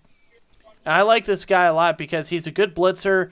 He has the advanced football IQ. He can play in man and against receiving tight ends. And I like this. He's a thumper. And I like this pickup. I think the only issue with him is I don't think he can be a single high safety. And I think a tad bit underweight. But other than that, I think I like this pickup a lot for the Minnesota Vikings here. And that ends up wrapping up the 2022 NFL Draft for the first round. I was wondering if you're going to just say the draft, and I would be like, what I know, now? I was thinking that too. I really thought I that almost was did. I ain't gonna lie. So, do you guys remember that question I levied to you about 5 picks ago, which was about an hour ago now? That Kenny Pickett's going to be the best quarterback of all time? Yeah, I remember that. All right, so before we sign off for the first round coverage here on Revolution Radio Live, we're going to go around here. We're going to go around the round table here on Revolution Radio. Good Lord in heaven.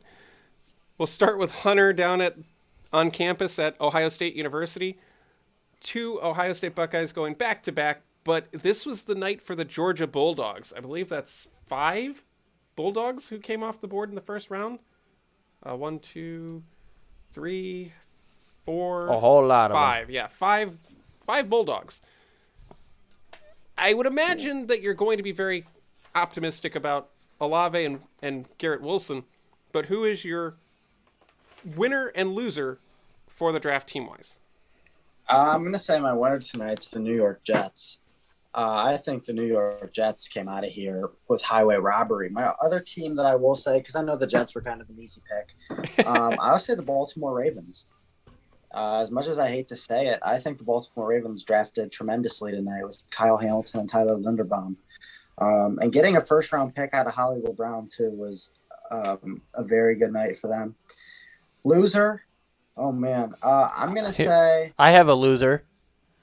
It can't be somebody who's not in the draft this year. No, it's someone that drafted tonight. It's that strange pick of New England. No, actually, I'm gonna go with the Green Bay Packers. Just for them not being able to get a wide receiver, after losing Devontae Adams and MVS. I think it's kind of hard because the wide receivers went so fast in the teams, the 10 through 20 there. I think everyone was just like whoa, and it messed up a lot of teams' plans. And I bet the Packers were included in that. And don't get me wrong. I think Way Walker at 22 is an okay pick. I like Devontae Wyatt at 28. But I don't know. I think after giving up Adams and Valdez-Scantling, I think you kind of had to do whatever you could to try and get a wide receiver in this scenario, and they just didn't. So that I don't really know if I like the Cole Strange pick. I don't think even though it's Belichick, so who knows? And then it could turn out to be the best pick of the draft for all we know. Yeah, and I wasn't a big fan of the Tyler Smith pick either by Dallas. Other than that, yeah, I mean, I don't think I have any I think those are my winners and losers right now. All right. Jeff, let's get your winners and losers for the 2022 NFL Draft Round 1. For me, I think one of the things that I really like too is I think the New York Giants. I like what they did here. I think they came out with Hunter's in terms of Hunter. He said that was his best prospect in this class. You were able to get him at number 5. And then on top of that, you get Evan Neal to be that bookend to Andrew Thomas, who you drafted a couple years ago. So now you have 2 young offensive tackles, and Evan Neal had that versatility. I like that pickup for them. Obviously, I've already said my loser. And I think... Who was your loser again? That strange pick. We're going New England. It's not often you call them a loser, especially in the last, my life, basically. But, yeah, and I think other than that, just looking at this, again, I think the value pick here, yeah, the Jets get Jermaine Johnson at number 26. That's just insane. I feel like that's the steal of the draft. But biggest boom and biggest bust of the first round, we'll start with you, Hunter. Boom and bust, who you got? Biggest boom, I'm going to say Kyle Hamilton to the Baltimore Ravens. I think that was a tremendous pick. I didn't think anyone would think that Kyle Hamilton would be there. So I think it's a good move. Bust, I'm going to say Jahan Dotson to the Washington Commanders. I think that wide receivers were going at a fast rate. And they kind of were at the start of that. You had 2 wide receivers, two wide receivers came off the board at that point in London and Wilson. They were sitting there with Olave and Williams, and they just go, no? Yeah, and they trade back and end up having to take Jahan Dotson. And if you're really active on NFL Twitter and even Browns Twitter like I am, there were a lot of people who thought Jahan Dotson would be available when the Browns picked at 44 tomorrow. Justin said that earlier in the chat. Yeah. Yeah, I mean, I think that was a stretch. I kind of expected it too. That was definitely a stretch that a lot of people weren't expecting. So yeah, just some news. Sorry to interrupt real quick. Go for it. Ravens GM Eric DeCosta told reporters tonight that Hollywood Brown did indeed request a trade after the season was ended, calling it a complicated topic. So yeah, that does officially put that. So how come it took this long and this moment to bring that trade about? Because I don't think in any other situation you were going to get a first-round pick for him, so now you got what wait for the draft. Yeah, you wait for the draft and you got your first-round pick. And now I think we're officially on Baker Mayfield. I watch. was going to get to that in just a minute, but boom or bust for you, Jeff? For me, I think the boom pick is going to end up being, oh man. I think I'm going to go with Zion Johnson from the Chargers. I think I think him, obviously he's been one of my favorite prospects in this class. And I think I love the idea that I think he could end up being a very good player for years to come, and that's going to be huge for Justin Herbert. My bust pick, I'm going to go with, oh, lordy. I'm not going to go, I'll stay away from that strange pickup over there. You see, I saw that coming. Something weird tells me that Kenyon Green, I got a bad feeling about that pick. I don't know. It's just a gut feeling. I got a fat gut, and I got a gut feeling. I do have one more bust pick. Okay, go ahead. It's Kenny Pickett. I knew it. That was coming. I can't deny that. And in all honesty, I'm kind of iffy on the Kenny Pickett pick. I don't know. I think Malik Willis should have been the quarterback taken in that situation. I do think Pickett is the most pro-ready right now, but I do think Willis has the most upside and the most potential in this draft. And I think when you take a look at these quarterbacks here, I think that's kind of what you should be drafting for, especially in this class that doesn't have a solidified day one starter. You kind of go for the most upside, and I thought that was Malik Willis, but apparently other teams did not as well. I can't believe he didn't even go in the first round. Yeah, so, I actually had a note about that. Only one Liberty player has gone in the first round. That was Eric Green, a tight end, to Pittsburgh in 1990. Mm-hmm. It was pick number 21. We assumed he would be gone by 20, so now, that would have been that fun fact. Yeah, and here's that thing, too. This is only the first time since 2013 that we've had only one quarterback go off the board. Because in 2010 we had two. 2013 we only had the one. That was E.J. Manuel. We had two in 2015. And after that it's been 3, 4, or 5 for the most part there. But yeah, that's something to really, that's a very intriguing thing to talk about. All right, one more question for the both of you before we vamos for the night. Baker Mayfield or Deebo Samuel? Who's going to be gone and traded by the end of this draft? Baker Mayfield. Deebo. Where do they go? I say Baker ends up in Carolina. Okay. I say Deebo will end up with the Pittsburgh Maulers. Going USFL. No, that intra-brand promotional trade. That'll be fun. We're gonna. Baker Mayfield's gonna end up a Carolina Panther. Deebo Samuel's gonna end up a Baltimore Raven. And we can all agree that the statue that they unveiled at Oklahoma for Baker Mayfield looks like the T-1000 from Terminator 2. And on that note, for Jeff Kirby. Yes, sir. I'm Paul. And our special correspondent from the Ohio State University, Hunter. My guys. Thanks once again for joining us for our live coverage of the 2022 NFL Draft First Round, right here on Revolution Radio Live. Good night, everybody. Go Browns.